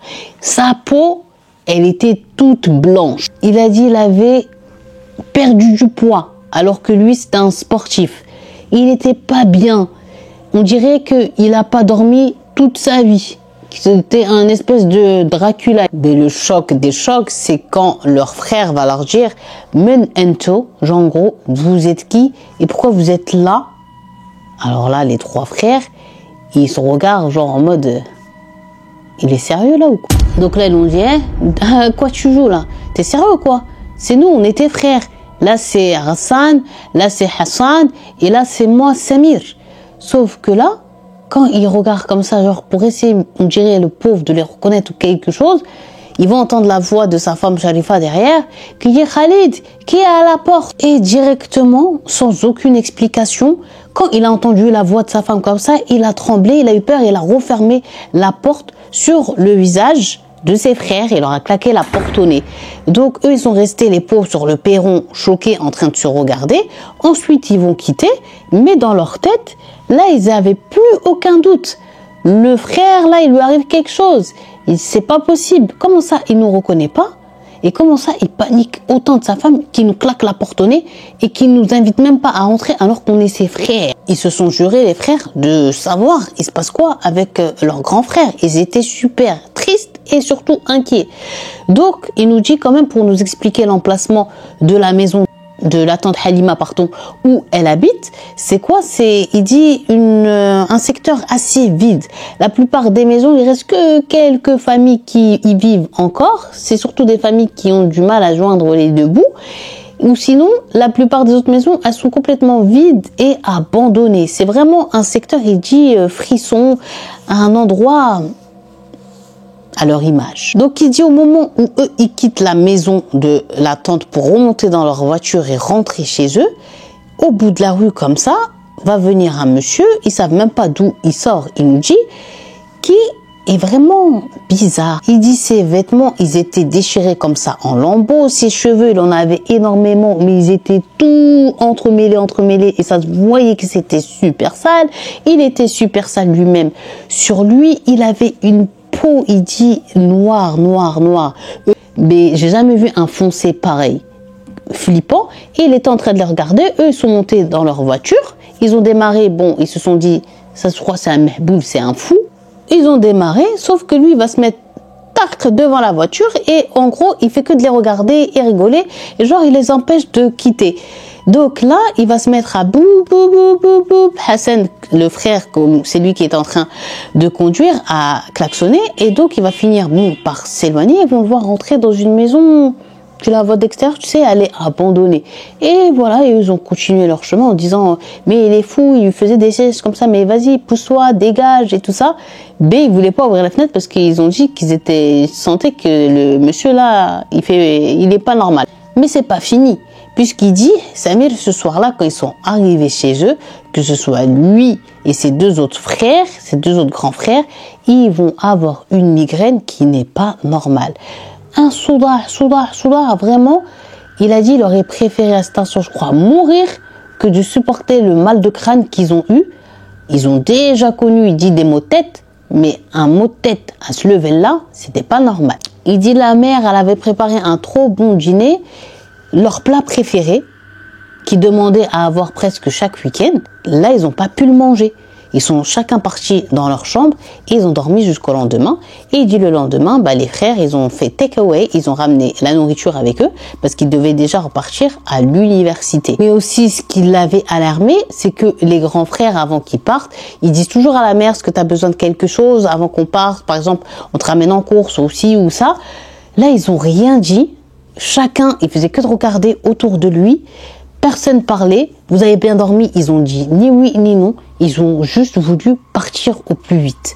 Donc ça aussi, il nous dit Samir, ça l'a alarmé. Bon, là, il s'est dit quoi? Ils ont fini leur journée normalement. Il dit à l'heure de l'Isha, c'est-à-dire à l'heure de la dernière prière, voilà la porte de la maison, il y a quelqu'un qui va frapper. J'ouvre la porte et je tombe sur mon frère Khalid et sur son épouse. Donc là, il dit, Samir, j'étais choqué. Bon, je leur ai dit de rentrer, j'étais contente de voir mon frère, mais je sentais qu'il était pas bien. Donc moi, je suis rentrée avant eux dans la maison pour dire à ma mère, descends, il y a Sharifa et Khalid qui sont là. Il dit, dès que sa mère a entendu ça, elle a dit, c'est pas vrai, et elle est descendue les escaliers à une vitesse, alors qu'elle se plaint toujours de ses genoux. Elle était trop contente de les voir, mais surtout de voir sa belle-fille, de voir sa nièce Sharifa. Il dit, sa mère, presque, il pensait qu'elle allait finir par descendre aux pieds de sa nièce et de lui embrasser tellement que cet amour-là, il est bizarre. À ce moment-là, il s'est dit, alhamdoulilah, que mes sœurs, elles sont pas là à ce moment-là pour voir comment elle agit, surtout avec Sharifa. Il a dit, c'était trop gênant même. Donc, elle a demandé Sharifa à venir parler à la mère en tête-à-tête et le mari. Donc, genre, il a compris, Samir, qu'elle était exclue. Donc là, elle a dit, la belle-mère, il n'y a pas de problème. Et ils sont partis s'enfermer dans une des salles de la maison pour discuter. Il dit, je comprends que je suis pas invité à la discussion, donc je les vois partir, sauf que là, il y a quelque chose que je détecte. C'est la démarche de mon frère. Je la trouve super bizarre. Il marche, mais comme ça, tac, tac, tac, tac, tac, tac. Il peut pas, genre, mettre une démarche normale, un peu comme ça. Et je comprends pas, par contre, j'entends comme un petit bruit de chaîne. Et je me dis, c'est leur clé ou là, je sais pas quoi. Donc, je calcule pas trop, mais la démarche, quand même, m'a interpellée. Donc, directement, il dit, moi, je suis montée à l'étage, j'ai frappé à la porte. Et en fait, mes sœurs, elles entendaient pas. Elles étaient en train d'écouter de la musique et tout, en train de s'amuser. Et je leur ai dit, vous savez qui est venu? Ils ont dit non. Je leur ai dit Khalid, ils étaient choqués. Ils ont dit, jure, wallah. Et donc là, ils ont dit, il est où? Donc, je leur ai dit, ils ont demandé à parler avec maman. Ils se sont enfermés dans une salle en bas, nan. Ah, ok. Et là, il a dit à ses sœurs, moi, je voulais qu'elles viennent pour voir Khalid, son visage, comment il est devenu et tout. Comme ça, elles vont savoir, elles, détecter si c'est naturel ou c'est pas naturel. Quand elles sont rentrées dans le majlis, elles étaient choquées quand elles ont vu le frère. Sauf que là, la mère, elle leur a dit, vous parlerez plus tard. Après, avec votre frère, elle les a dégagées. Donc, elles étaient choquées. Samir aussi, il était choqué. Et là, Samir, il dit, dites-vous qu'ils sont restés enfermés dans cette salle durant 3 heures. Sauf que durant 3 heures, nous, on est dans le salon. Juste à côté, on n'entend rien. Ni rire, ni cris, ni pleurs, ni discussions. Même une respiration, on l'entend pas. Pourtant, nous, on parle pas parce que notre but de cette nuit dans le salon qui est juste à côté, c'était d'espionner. Mais là, on n'entendait rien. Et là, il nous dit, ils ont patienté jusqu'à eux-mêmes, ils se sont assoupis et ils vont ouvrir les yeux quand ils vont entendre la porte de la maison se fermer. Là, ils vont voir leur mère qui fermait la porte. On n'a même pas vu Khalid, on n'a pas pu s'asseoir avec lui, mais qu'est-ce que vous faisiez? La mère leur a dit, c'est pas grave, il va revenir. Elle est remontée tout de suite dans sa chambre. Et là, il dit, lui, il s'est mis tout de suite à la fenêtre, il a regardé son frère, il avait de la peine, mais il n'a pas oublié, il était concentré. Et il voulait savoir quand son frère, il marchait comme ça. Et là, son frère, en fait, quand il va monter dans sa voiture, il va lever un peu sa là-bas, il va voir qu'il y avait une chaîne d'arc qui était liée à ses pieds. Du tout. Une chaîne, comme les trucs des pirates, là. Et il dit, Samir, c'est là que je comprends le bruit de chaîne que j'ai cru au début pour des clés, et surtout que je comprends la démarche que mon frère, il avait. Parce qu'il est attaché. Donc Samir il dit là j'avais une haine et une rage et je me demandais c'est qui a fait ça à mon frère, mais je savais très bien que c'était Sharifa et sa mère. Et là j'ai juré que comme ils ont détruit la vie de mon frère Khalid, moi aussi j'allais détruire la leur. En quelle époque on est pour qu'une personne elle soit comme ça attachée? Donc il a dit là j'avais tellement la haine et la rage, j'ai même eu les larmes qui ont coulé, que j'ai décidé de rassembler uniquement mes 3 sœurs, pas ma mère, et de leur dire ce que je venais de voir. Donc quand je leur ai dit, elles étaient énervées, choquées, tristes, et je leur ai dit, on doit faire quoi? Donc là, elles ont dit, il faut qu'on en parle avec nos tantes maternelles. Sauf que moi, je voulais pas que mes tantes maternelles, elles aient des problèmes avec eux. Je leur ai dit, non, d'abord, venez, on essaye de régler ça nous-mêmes. Et là, je leur ai dit, venez, on attend cette semaine, elle passe. Quand Hassan et Hassan ils vont revenir de l'université, je vais leur raconter et on va aller voir avec eux ce qui se passe et comprendre le sujet parce qu'on peut pas laisser notre frère comme ça. Donc là, les filles, elles ont été d'accord avec leur frère Samir. Donc à ce moment-là, il dit, tout le monde est parti dormir, mais moi, ça faisait quand même un moment que depuis que Khalid et Sharifa, ils avaient quitté la maison, que ma mère, elle était montée dans sa chambre et qu'elle s'y était enfermée. Donc moi, je voulais savoir de quoi ils ont parlé et si elle allait bien. Peut-être elle était contrariée de quelque chose. Donc je pouvais pas m'endormir comme ça sans savoir il se passait quoi. Donc Samir il dit, je me lève, je sors de la chambre, je commence à marcher et j'arrive devant la porte de la chambre de ma mère. Je m'apprête à ouvrir, sauf que là, je suis choquée puisque j'entends ma mère de mes propres oreilles comme ça qui est en train de parler. Mais j'entends qu'elle parle pas seule et qu'elle tient une discussion avec quelqu'un. Genre, il y a quelqu'un avec elle dans la chambre là qui parle. Sauf que la personne qui est en train de parler avec ma mère, sa voix, je la connais très bien. Puisque, Wallah il Adim, c'est la voix de mon père que je suis en train d'entendre.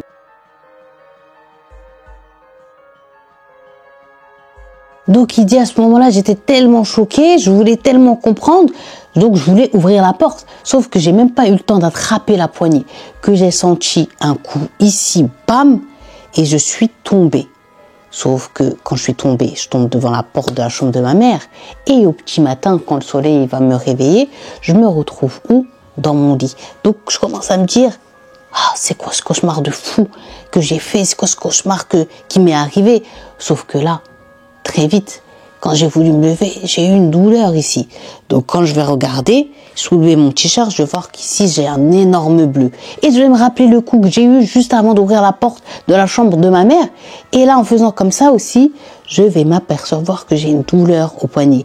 Et quand je vais regarder, je vais voir une trace rouge comme ça, comme avec des doigts. Et là, j'ai compris qu'il y a quelque chose de pas naturel qui m'a frappé pour m'empêcher de rentrer dans la chambre de ma mère et voir ce qui s'y passait, mais surtout qui m'a traîné comme ça dans la maison jusqu'à ma chambre. C'est quoi cette dinguerie? Donc il dit là directement, quand je comprends ça, je sors de ma chambre et je vais voir si ma mère elle va bien. Je veux la voir. Je veux qu'elle me dise, je veux qu'elle m'explique. Sauf que là, quand j'arrive, je trouve la porte de sa chambre grande ouverte, toutes les lumières allumées. Je rentre à l'intérieur, je l'appelle, je cherche, elle n'est pas dans sa chambre et je me mets à l'appeler dans toute la maison et à chercher dans toute la maison, mais ma mère n'est nulle part. Donc quand j'étais sûre et certain qu'elle était nulle part, ni dans les jardins, ni dans la maison, ni nulle part ailleurs, je me suis mis devant le fait accompli.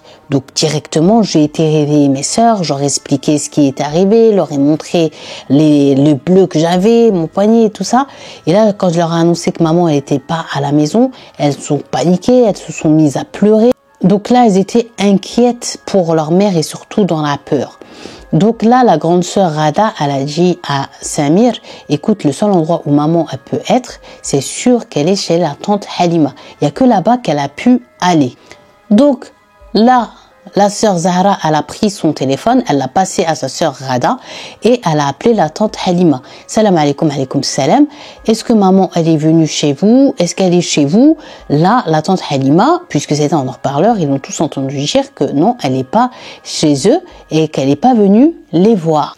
Donc là, ils ont appelé toutes les autres tantes maternelles et toutes les tantes paternelles et personne n'a vu la maman. Donc là, ils étaient de plus en plus paniqués, attristés et en train de se faire les pires scénarios dans leur tête. Donc là, il a dit il était super perdu et il a pris son téléphone comme ça. Il a décidé de appeler son frère Hassan et l'autre frère Hassan pour leur dire de venir, maman elle a disparu. Sauf que eux-mêmes aussi ne répondent pas. Donc Samir, il se dit, moi maintenant, qu'est-ce que je peux faire? Qu'est-ce que je dois faire? Où est-ce que je vais chercher après elle? Donc il dit, après un long moment à réfléchir, j'ai décidé d'aller à pied, de marcher jusqu'à chez la tante Halima pour aller voir de moi-même. Ça se trouve, ma mère, elle est là-bas, elle leur a dit de dire qu'elle n'était pas là-bas. Comme ça, au moins, même si elle veut rester chez la tante Halima, au moins on sait où elle est. Il dit, j'ai marché et il faisait chaud et j'étais pas bien. Et je finis, alhamdoulilah, par arriver, je frappe à la porte. Et là, qui m'ouvre, cette fois-ci, c'est pas mon frère Khalid, mais c'est ma belle-sœur et cousine Sherifa. Donc là, j'ai commencé directement à lui poser des questions. Genre, en gros, ma mère, elle est venue chez vous ou bien non? Donc là, elle va lui répondre, elle n'est pas venue et on l'a pas vu. Donc là, je lui ai demandé est-ce que je pouvais voir mon frère et là, elle lui a répondu ton frère, il est au travail et elle a fermé la porte. Donc il dit je retape le chemin inverse et de plus en plus je suis inquiet. J'appelle mes sœurs, je leur dis ah maman, elle est pas revenue entre-temps et tout ça, mais elle me disait que non. Donc là, il dit quand j'arrive, mes sœurs sont de plus en plus inquiètes. Aussi, on essaye d'appeler Khalid et on lui envoie des messages, il nous répond pas. Donc c'est trop, il dit la merde. Mes frères Hassan et Hassan, toujours pas de nouvelles aussi de leur côté. Donc quand même, ils ont interrogé le voisinage parce que la maman dans les voisines, elle a des copines, elle a des amis chez qui elle va. Donc ils ont sonné, toqué, demandé, mais tout le monde leur a dit que non, ils ont pas vu leur mère. Donc là, il était inquiet et il a dit je peux pas rester comme ça, on peut pas rester comme ça sans savoir maman elle est où. Donc je vais partir à la police, je vais faire une déclaration. Il y a qu'eux qui peuvent nous aider. Donc il a dit, il a pris sa carte d'identité et direction commissariat. Et lui le problème, il dit moi j'ai même pas le permis, j'ai pas de voiture. Donc tout ce que je dois aller, j'y vais à pied. Donc il dit je commence à marcher et tout. Je me dirige vers le poste de police. Là, il y a un de mes voisins qui va me klaxonner. C'est un homme d'un certain âge. Puis, si mon père il aurait été vivant, il aurait eu voilà l'âge de ce monsieur. Donc ce monsieur nous considère comme ses enfants puisqu'il sait qu'on est orphelin. Et donc comme il m'a jamais vu à cette heure-ci dehors, il a été interpellé. Mon fils, tu vas où? Donc là, il a dit, je lui ai tout raconté. Ma mère, elle a disparu et tout. Là, je l'ai cherchée partout. J'ai été demandée partout. Elle est toujours pas de retour. On est inquiet. J'arrive pas à joindre mes grands frères, aucun des trois. Donc, mes sœurs, elles sont à la maison. Elles pleurent, elles sont pas bien. Moi, je suis en panique. Et j'ai réfléchi avec moi-même et je trouvais que la solution, il faut que j'aille au poste de police. À Saoui Balar. Il faut que je donne l'alerte. Et là, Samir, il dit, le voisin, il va lui dire quelque chose de bizarre. Il lui dit, écoute, comme le voisin en question, il est médecin. Il lui a dit, écoute, j'allais prendre mon tour aux urgences et je suis partie un tout petit peu avant le Fajr, c'est-à-dire un tout petit peu avant l'appel à la prière, un tout petit peu avant l'aube.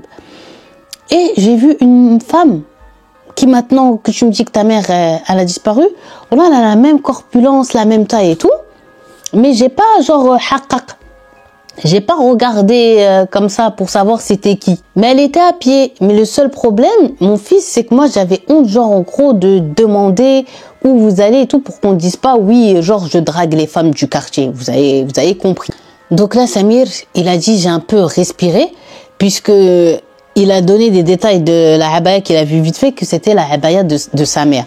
Donc là, il a eu un peu d'espoir, mais quand même, si elle est sortie depuis l'aube, elle est partie où quoi? Avant l'aube même. Donc là, il lui a demandé comment elle était, où elle marchait, elle partait où. Donc il a dit, je peux pas te dire dans quel état elle était. Je sais pas si elle pleurait, si elle était bien, si elle était elle-même ou pas. Quoi qu'il, je l'ai vue, elle est partie comme ça. Il va montrer la route. Et là, Samir, il dit, il montre la route quoi? La route qui mène genre vers la maison de la tante Halima. Donc là, il dit, quand il me montre par où ma mère, elle est partie, là, il dit, depuis ce matin, le choc, c'est-à-dire le doute que j'ai et le soupçon que ma mère, elle est là-bas. Et lui vient de me le confirmer. Ça veut dire que la tante Halima, elle cache quelque chose. Donc là, j'ai dit au voisin, bon, je vais pas aller donc maintenant au commissariat, je vais d'abord tout faire pour rentrer à l'intérieur de la maison de ma tante et parler avec ma mère. Donc il lui a dit, le voisin, tu vas pas y aller tout seul comme ça, il marchait surtout seul le soir. Donc il lui a dit, monte, je te ramène, tu m'indiques la route. Donc il a dit, je suis resté à lui indiquer jusqu'à arriver devant la maison de la tante Halima. Il dit là, quand on arrive devant la maison de la tante, le quartier déjà dans un premier temps, on le trouve super calme, mais même la maison, on voit aucune lumière ni rien d'allumé et ça rajoute du stress. Qui dit, le monsieur, lui, il est resté dans sa voiture et lui, il descend, il frappe à la porte. Au début, il n'entend rien. Après, il dit, il entend quelqu'un comme si qu'il était en train de pleurer et qu'il les pleure. C'est parce qu'on est en train de lui mettre des coups parce qu'il entend des petits cris de douleur. Donc là, il est paniqué. Donc il a dit, quand je me suis concentré, je reconnais que les pleurs et les cris, on dirait c'est la voix de mon frère. Non, je suis sûre que c'est la voix de mon frère Khalid. Sauf que, pourquoi j'ai douté, c'est parce que quand on est arrivé, il n'y avait pas sa voiture. Donc là, j'étais en panique. Il dit, malheureusement, comme j'étais encore jeune, quand j'ai entendu ces sons, ces bruits, j'ai eu peur et donc je suis retournée dans la voiture. Samir, quand il est revenu dans la voiture, son voisin, il lui a dit, qu'est-ce qu'il y a? Qu'est-ce qui se passe, mon fils? Pourquoi tu reviens comme ça et t'es pas bien? T'as l'air apeuré. Il a dit, je sais pas, j'entends des bruits derrière la porte, ça me fait peur, ça me fait paniquer. Et si je peux te faire une confidence, tu sais, nous, cette tante-là, elle, surtout elle en question, on en a peur comme je sais pas quoi parce que on la soupçonne, que Dieu nous pardonne si c'est pas vrai, mais voilà que elle fait du shirk, c'est-à-dire qu'elle fait de la sorcellerie et tout ça. Et donc, entendre des bruits bizarres, ça m'a rajouté encore plus de peur avec tout ce qui se passe d'inexpliqué. Je me sens pas bien. En plus, j'entends la voix de mon frère qui est en train de pleurer à l'intérieur. Je sais pas ce qui est en train de se passer. Le voisin m'a fait, ok, attends. Il a détaché sa ceinture de sécurité et il est sorti à son tour, lui, pour aller frapper à la porte et savoir comprendre ce qui se passe. Quand il a frappé à la porte, comme par hasard, tout s'est arrêté d'un seul coup. Et là, il dit d'un coup, d'un seul, la porte de la maison de la tante Halima va s'ouvrir et là, c'est le choc.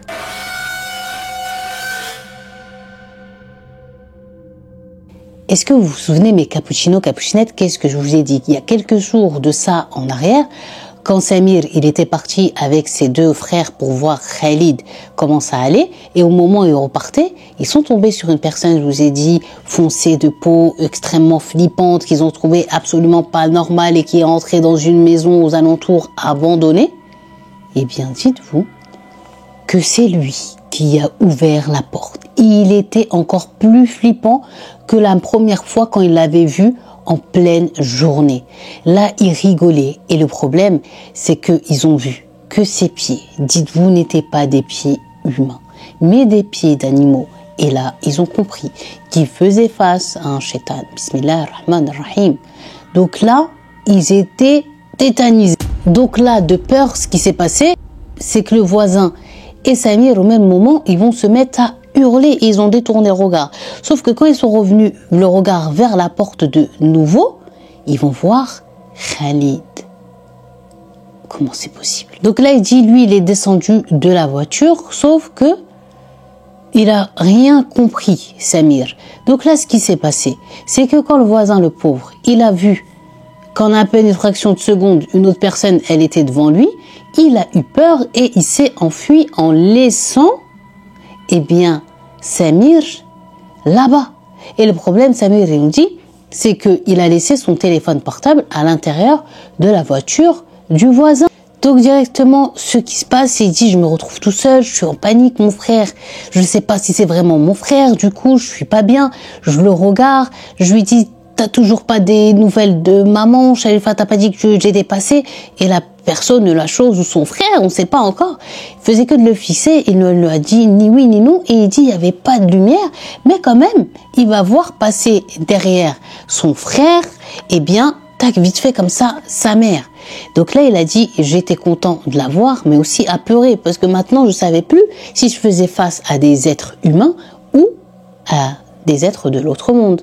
Et là, il a dit, dès qu'il a vu que j'ai vu derrière quelqu'un passer, il a claqué la porte. Donc là, il a dit, j'ai pas cherché à toquer ou à rentrer par force. Je suis parti en courant, les jambes à mon cou, direction chez moi. Il dit, là, je cours, je suis en panique, je pleure, je suis pas bien. Rappelez-vous aussi, je vous ai dit que plus de la moitié des maisons dans le quartier de ma tante sont mahjourines, c'est-à-dire abandonnées.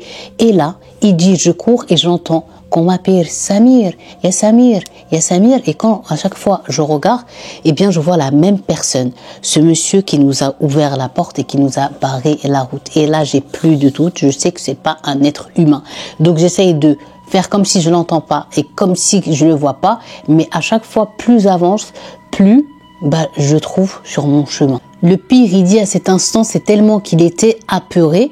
Il connaît énormément de sourates, il connaît énormément de protection. Il a dit, il a même pas pu réciter Ayat al-Kursi. Rien. Ni dire des dhikr, ni dire des protections tellement qu'il était dans la peur. Donc il a dit, j'ai couru comme ça jusqu'à arriver chez moi. Il a dit, quand je suis arrivé, je rentre dans le portail et là il dit, je m'effondre, j'ai plus de respiration, j'ai l'impression que mon cœur il va s'arrêter, je suis dans la terreur, je me sens pas bien et là je perds connaissance. Il dit, quand je vais me réveiller à l'intérieur de la maison. Mes sœurs, elles m'avaient retrouvé à l'extérieur, elles m'ont jeté de l'eau, elles m'ont donné de l'eau à boire, elles m'ont dit de raconter ce qui s'était passé. Donc là, elles étaient en panique et apeurées, elles aussi. Et il va leur dire, écoutez, en tout cas, j'ai vu, ou en tout cas, j'ai eu l'impression de voir maman. Ça, j'en suis sûre et certain, là-bas. Donc là, ils vont dire, mais pourquoi elle est là-bas? Parce que c'était pas logique. Même si elle y va, elle va leur dire, j'y vais. Elle part pas comme ça sans donner de nouvelles. Surtout quand il leur dit ça, les sœurs, ils vont dire, mais le matin, quand on l'a appelée, on a tous entendu qu'elle nous a dit qu'elle est même pas venue et qu'ils l'ont pas vue. Vous êtes d'accord ou pas? Ils ont dit oui. Alors comment c'est possible que tu l'aies vue là-bas? Il dit, je sais pas, en tout cas, je l'ai vue comme je vous vois. Donc là, Samir, il a dit en tous les cas, la maison de la tante Halima. Depuis qu'on en est petit, on en a toujours eu peur. Mais aujourd'hui et surtout ce soir, avec ce que j'ai vu, ce que j'ai vécu et ce que j'ai vu aussi aux alentours dans le quartier, ce qui s'y passe à l'intérieur, ça présage rien de bon. Donc là, sa sœur Rada, elle va leur dire, écoutez, nous, depuis le début, on fait n'importe quoi. Il est temps maintenant de prévenir les tantes, les sœurs de notre mère, les tantes maternelles, de leur raconter ce qui se passe et elles, je sais qu'elles pourront nous aider. Donc là, ils ont décidé d'appeler leurs deux grandes tantes, Fatma et Zeyna. Et ils leur ont dit, écoutez, depuis ce matin, maman, elle a disparu, il y a que des choses bizarres qui nous arrivent. Ils leur ont raconté, elles étaient choquées. Et alors, votre mère, est-ce qu'elle est rentrée du coup ou pas depuis? Non, elle n'est pas rentrée. Ok, les enfants, on arrive. Quand les tantes, ils arrivent, il y a le mari de leur tante Zeyna. C'est un homme, il nous dit posé, réfléchi, gentil. Donc, il va mettre Samir de côté. Il va lui dire de tout lui raconter dans les moindres détails. Donc, Samir, il raconte tout. Il y a du silence, tout le monde est concentré. Et l'oncle va faire un petit silence et va dire, ça se voit que votre tante Halima, elle a dû faire quelque chose de mystique à votre mère, une sorcellerie qui, la pauvre, comme elle est téléguidée et elle ne sait même plus qui elle est elle-même. Et là, l'oncle en question, il va leur dire, écoutez, il faut qu'on fasse quelque chose, qu'on se bouge avant que la situation, elle aille encore plus loin. Donc là, Samir, il dit, moi, j'étais jeune et j'étais fatiguée. Tout ce que j'ai vécu à cet âge-là, j'étais pas bien. Donc, le fait que mon oncle, il me propose son aide et que c'est une personne qui est mûre et mature, il m'a déchargé d'un poids. Donc, je lui ai dit, écoute, ce que tu vois à faire, on le fait. Genre, c'est toi maintenant qui prends les décisions. Donc là, directement, Rada, elle va prendre ses deux sœurs et sa tante Fatma. Ensuite, ils vont partir en voiture et Samir, il va monter avec sa tante Zeyna et son mari. Donc là, d'abord, ils vont s'arrêter chez la tante Zeyna. Rada et la tante Fatma et la tante Zeyna, eux, ils restent à la maison. Ils avaient peur qu'il leur arrive, si jamais il y a quelque chose de mal, ils ne voulaient pas qu'il leur arrive un danger. Elles sont en sécurité là-bas avec leur tante. Et Samir, il dit qu'il part avec son oncle direction la maison de la tante Halima. Sauf qu'il nous dit que quand ils arrivent de nouveau dans le quartier, là, ils vont être choqués parce qu'ils voient les lumières bleues, les lumières rouges et un peu de monde amassé devant cette maison. Et ils comprennent que c'est qui? Que c'est la police. Pourquoi la police, elle est là? Qui a prévenu la police? Et très vite, il va avoir réponse à ces questions. Il va voir, quand il va descendre de la voiture avec son oncle, eh bien son voisin. En fait, il va comprendre qu'il n'avait pas pris la fuite, mais qu'il a senti un grand danger et qu'il a même oublié la présence, on va dire, du petit Samir, car il voulait absolument faire au plus vite pour ramener la police sur place parce qu'il a compris qu'il y avait quelque chose de grave qui se passait. Sauf que là, les policiers, ils vont leur dire que ça faisait maintenant un peu plus d'une demi-heure qu'ils étaient en train de sonner et de frapper à la porte, qu'ils entendent du mouvement à l'intérieur, mais que personne ne leur ouvre. Donc là, ils venaient de leur donner un ultimatum de 10 minutes, que si dans les 10 minutes, vous ne nous ouvrez pas la porte, on sera obligé de la fracasser. Donc les 10 minutes passent et toujours personne n'est venu leur ouvrir la porte. Donc là, les policiers ainsi que l'oncle et Samir, ils ont plus de patience. Donc ils fracassent la porte, ils rentrent à l'intérieur, ils ont cherché dans chaque recoin de la maison, mais il n'y a aucune trace ni de la cousine Sharifa, ni de leur frère Khalid, ni de la mère et ni de la tante Halima. Donc là, ils sont tous choqués et ils commencent tous à se poser des questions. Où est-ce qu'ils sont passé.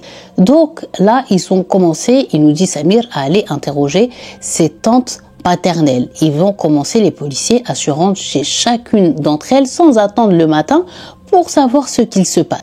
Donc, ils vont se rendre en premier lieu chez une tante qui s'appelle la tante Khadija. Quand ils vont aller, ils vont l'interroger et bien sûr fouiller la maison.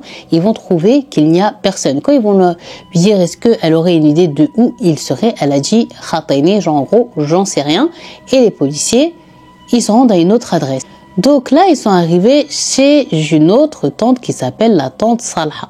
Et ils ont commencé à lui poser les mêmes questions qu'à la tante Khadija. Est-ce que tu as vu ta mère? Est-ce que tu as vu Flen, un tel? Elle a dit que non, ça faisait plus de 6 jours maintenant qu'elle les avait pas vus. Sauf que là, les policiers, quand ils voulaient repartir, Samir, quand il a vu qu'ils ont fouillé et qu'ils n'ont pas trouvé, il leur a demandé alors ils sont là parce que lui, il avait le pressentiment qu'ils étaient cachés chez cette tante-là en question. Là, ils vont lui répondre que non, sauf que là, il leur a dit, Samir, est-ce que vous avez regardé au sous-sol? Et eux, ils ont dit, comment ça, au sous-sol? Et il leur a dit, oui, ma tante, elle a une trappe, elle est cachée sous le tapis dans le salon Intel. Soulevez-la, vous allez voir, il y a comme une espèce de cave. C'est sûr qu'ils sont là-bas, je sens qu'ils sont là-bas. Donc, ils ont soulevé la trappe, c'était pas éclairé, donc ils mettent leur lampe torche, les policiers et descendent. Et là, c'est le choc et surtout la surprise. Ils vont tomber bien sur les 4 personnes qui recherchent activement. Donc, il y a la tante Halima, la cousine Sharifa, Khalid, le frère et le fils, et il y a la mère. Sauf que là, il dit, trop bizarre. Le truc, c'est que il dit, ils sont choqués. La mère, elle est accrochée au cou de la tante Halima comme ça, comme un enfant. Elle les reconnaît pas, elle reparle comme un enfant, vous savez, de 3 ans et tout, qui pleure quand on essaye de la décoller de la tante Halima. Bref, ils étaient tous choqués. Donc là, ils les remontent tous au salon. Ils avaient arrêté la tante Salha parce qu'elle avait menti. Donc là, ils ont voulu commencer, les policiers, à poser des questions à la tante Halima et à la cousine Sharifa, sauf qu'aucune d'entre elles n'a voulu répondre à leurs questions. Donc les policiers, ils ont dit, pas de souci, ok, eh bien, on leur passe les menottes. Quand ils les ont menottés, ils les mettent dans les voitures de police et direction le poste en salle d'interrogatoire pour commencer à haqqaq avec eux. Sauf que là, ce qui va se passer, c'est que dans la salle d'interrogatoire de la mère Halima, donc de la tante, celle-ci, elle est pas trop bavarde, voire pas du tout. Et elle reste comme ça, très fermée, très austère. Donc là, les policiers, malgré les questions qu'ils lui posent et la relance et tout, elle veut pas parler. Et là, il y a un des policiers qui va remarquer que la tante, elle est comme ça. Elle a son sac à main. Son sac à main, comme ça, elle le serre fort contre elle. Donc là, les policiers vont lui demander à plusieurs reprises est-ce qu'elle pouvait l'offrir. Et elle refusait, elle faisait comme ça. Ensuite, il va lui dire est-ce que tu peux me donner parce que je dois voir en fait il y a quoi à l'intérieur. Elle voulait pas. Donc là, elle et le policier va venir, il va mettre sa main et il va tirer et elle tire, il va tirer jusqu'à qu'en fait elle jusqu'à qu'en fait, lui, il va réussir à le tirer d'un seul coup et avoir l'emprise sur le sac à main. Et dès que le sac à main, il va être dans la main du policier, elle va se mettre à hurler, se balancer par terre, pleurer, taper des pieds, rendez-moi mon sac à main, rendez le sac à main, rendez le sac à main.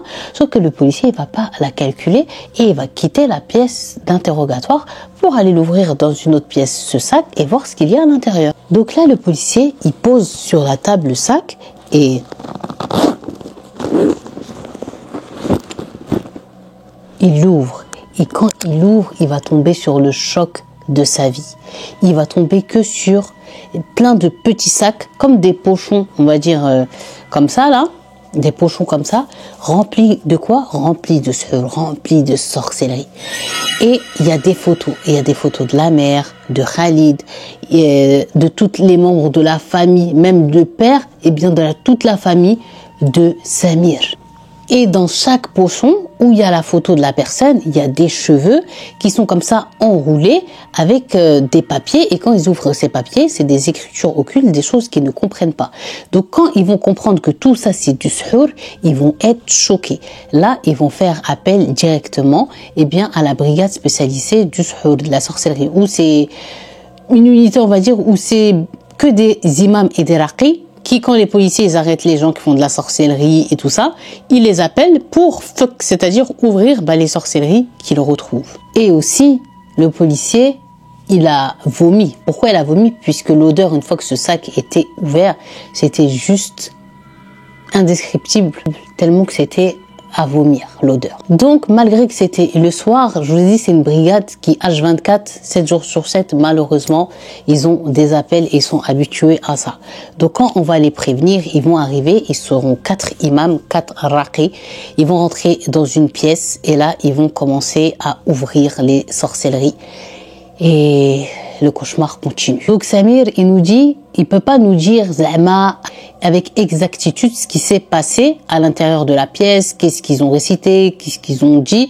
Ils savent, eux, comme lui et l'oncle, ils sont au poste aussi de police, pas arrêtés, juste ils attendent des nouvelles et surtout de savoir si la mère et leur frère Khalid, il va bien. Ils savent juste qu'ils sont là pour ouvrir, mais il peut pas nous dire genre ce qui s'est passé précisément. Mais quand même, ils vont entendre. Et ils entendent quoi? Tout le poste de police, les policiers et tout le monde est choqué, il y a le Coran à fond. Ils entendent soit les cris de la mère de Samir, soit Khalid, soit Sharifa, soit Halima. Bref, c'était un cauchemar. Les lumières du poste de police qui s'éteignent et qui s'allument. Un coup, il fait trop froid. Un coup, il fait très chaud. Un coup, ils les entendent qui parlent avec des voix qui ne sont pas les leurs. Bref, il a dit c'était un cauchemar. Donc, au bout de 2 heures, ce qui se passe, c'est que ils sortent les imams, ils sont fatigués et les policiers, ils leur expliquent ce qui s'est passé.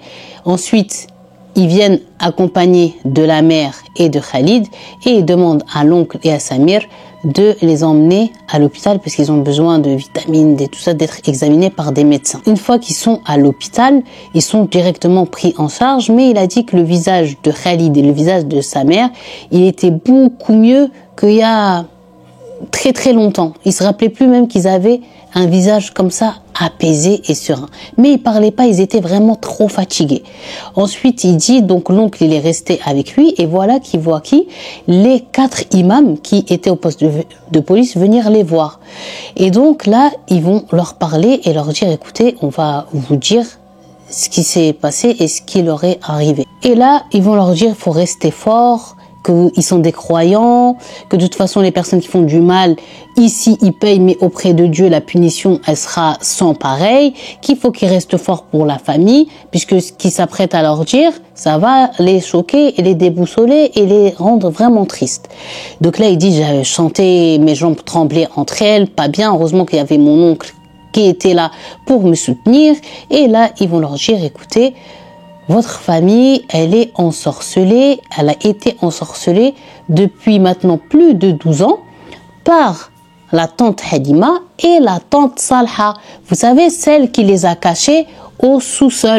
Donc ils disent ce même avant la mort de mon père et ils vont leur apprendre que la cause de la mort du père, c'est elle deux. Le choc encore, il nous dit Samir, c'est même pas là. Le choc, c'est la raison Pourquoi ils ont fait ça? Tout ça par jalousie, parce qu'il avait une femme qui l'aimait, puisqu'il avait des enfants qui étaient bien, qui avaient un avenir brillant devant eux, puisque le père, il avait des biens et de l'argent, et donc ils étaient jaloux. Ce qui nous a dit Samir que son père, il avait des biens, énormément de terres, énormément d'appartements qui prenaient les loyers, genre qui mettaient en location, énormément de boutiques. Alhamdoulilah, ils avaient du khair, ils avaient de l'argent. Donc eux, ils ont été jalouses de ça et ils voulaient tout avoir pour eux. Donc ils ont décidé, écoutez bien, d'éliminer le père, de mettre la main donc sur Khalid, puisqu'ils savaient que Khalid, ça allait devenir lui, en gros, celui qui possède tout. Tout était devenu à son nom. Et donc, quand une fois ils l'ont eu, qu'ils l'ont marié avec la tante Sharifa, en fait, ils l'avaient un peu obligé, sous l'emprise du suhur.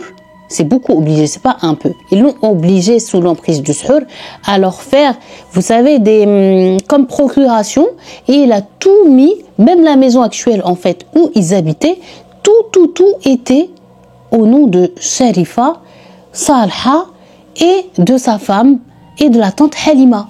Et donc là, il comprend tout, Samir, et il se rappelle des paroles de Zahra à l'époque. Genre, il s'est dit, elle avait pas tort. Elle avait pas tort. C'est bel et bien une sorcière, mais jamais on n'aurait soupçonné Salha.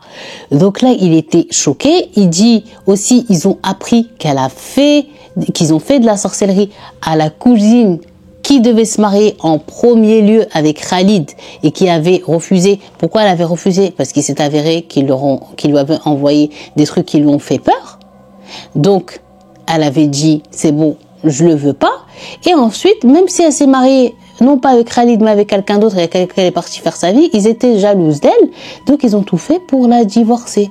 Tout ça, c'est les choses et eux-mêmes qu'ils ont fini par avouer que je suis en train de vous dire là. Et il nous dit, Samir, et tant d'autres choses qui les ont laissés choqués, mais qui devenaient maintenant logiques. Donc, ça les a touchés, attristés, ça les a mis en colère. Et en fait, les pauvres, ils se sont retrouvés perdus. Donc, une fois que les tantes, elles ont tout avoué, en fait, la justice, ils les ont mis en prison jusqu'à le jugement, on va dire, final. Sauf que Samir, il nous dit, regardez ce qui va leur arriver. Ça faisait maintenant même pas une semaine qu'ils étaient emprisonnés, qu'ils vont commencer à avoir des choses bizarres.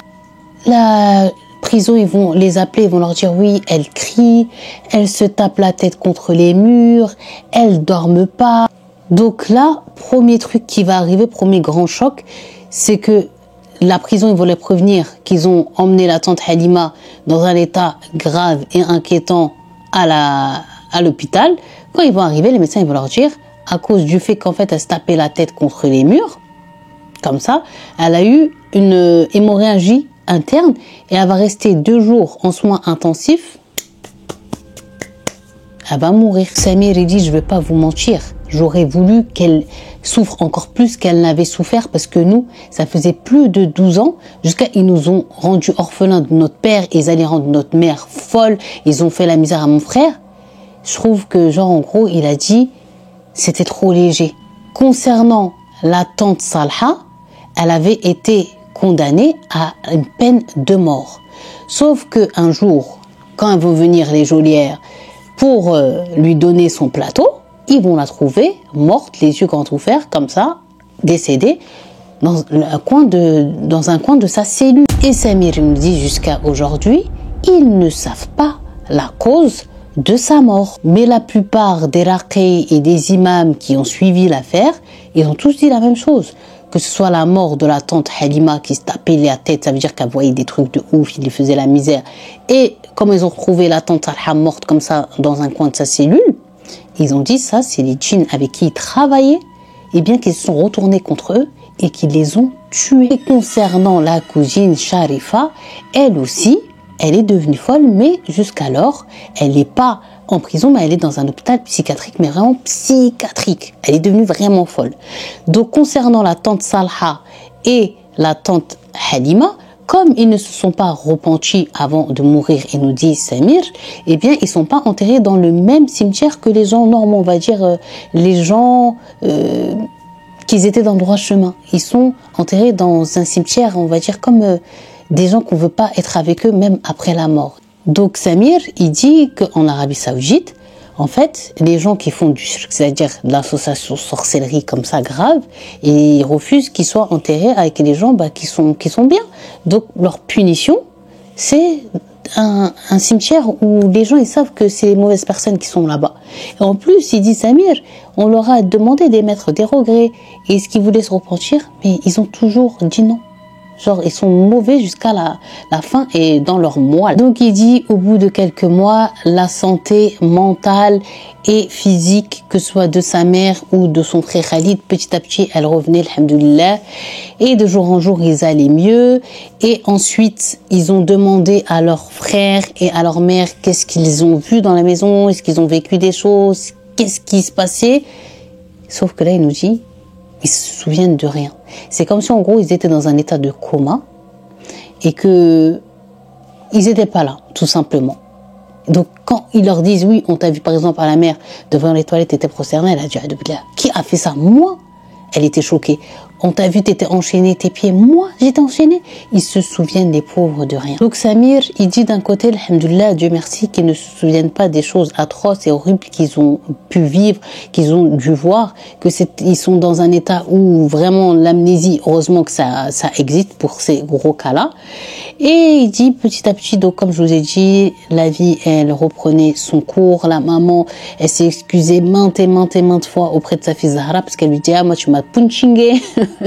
Mais comme elle avait compris que c'était pas sa mère, elle en voulait pas et la mère s'est confondue en excuses et en pleurs, mais elle lui a dit mais je t'en veux pas maman, c'était pas toi, c'était eux qui ont fait en sorte que voilà, on n'est que des malheurs. Donc concernant l'État, il dit alhamdoulilah, tout ce que Khalid il avait écrit au nom de des 3 sorcières là, et bien alhamdoulilah, tout est revenu à la mère, au nom de la mère, parce que Khalid il voulait plus, il avait peur le pauvre, donc tout est au nom de la maman. Et sachez que durant cette même année, Rada, Zahra et Khalid, la même année à la suite, les 3 se sont mariés. Il a dit donc là, chacun est chez soi, content. Lui et sa jumelle, ils ont fini leurs études. Concernant les 2 frères Hassan et Rassan, ils étaient aussi ensorcelés, les pauvres, par la tante Halima. Elle n'a jamais voulu dire pourquoi elle leur voulait comme ça du mal. Peut-être elle voulait leur nuire dans leurs études. Elle était jalouse aussi par rapport à ses enfants, je sais pas. Bref, alhamdoulilah aussi, ils ont été soignés. Ils sont partis finir leurs études à l'étranger et tout va bien dans leur vie. Ils ont repris la santé. Alhamdoulilah, ils sont trop bien. Donc mes cappuccinos, cappuccinettes, on peut dire que cette histoire en vérité, même si le thème principal de celle-ci c'est la sorcellerie, elle mélange un peu de HDV, un peu d'horreur et tout ça finit en crime puisque la justice rentre en jeu. Donc cette histoire, je voulais absolument vous la faire. Vous m'aviez demandé une histoire de sorcellerie, je voulais pas n'importe quelle histoire de sorcellerie, je voulais une histoire de sorcellerie qui va tous être pour nous une leçon on a, comme je vous le répète, toujours tendance à penser que c'est les gens éloignés qui vous font du mal, mais on oublie que les proches, c'est ceux qui savent en vérité c'est quoi ta vie, qu'est-ce que tu gagnes, qu'est-ce que tu as, qu'est-ce que tu n'as pas. Ils comparent avec eux-mêmes. Pourquoi? Même si tu rigoles, il y a toujours d'ahka, toujours elle rigole. Même pour ça, on peut vous jalouser. Et c'est pas les gens éloignés de vous.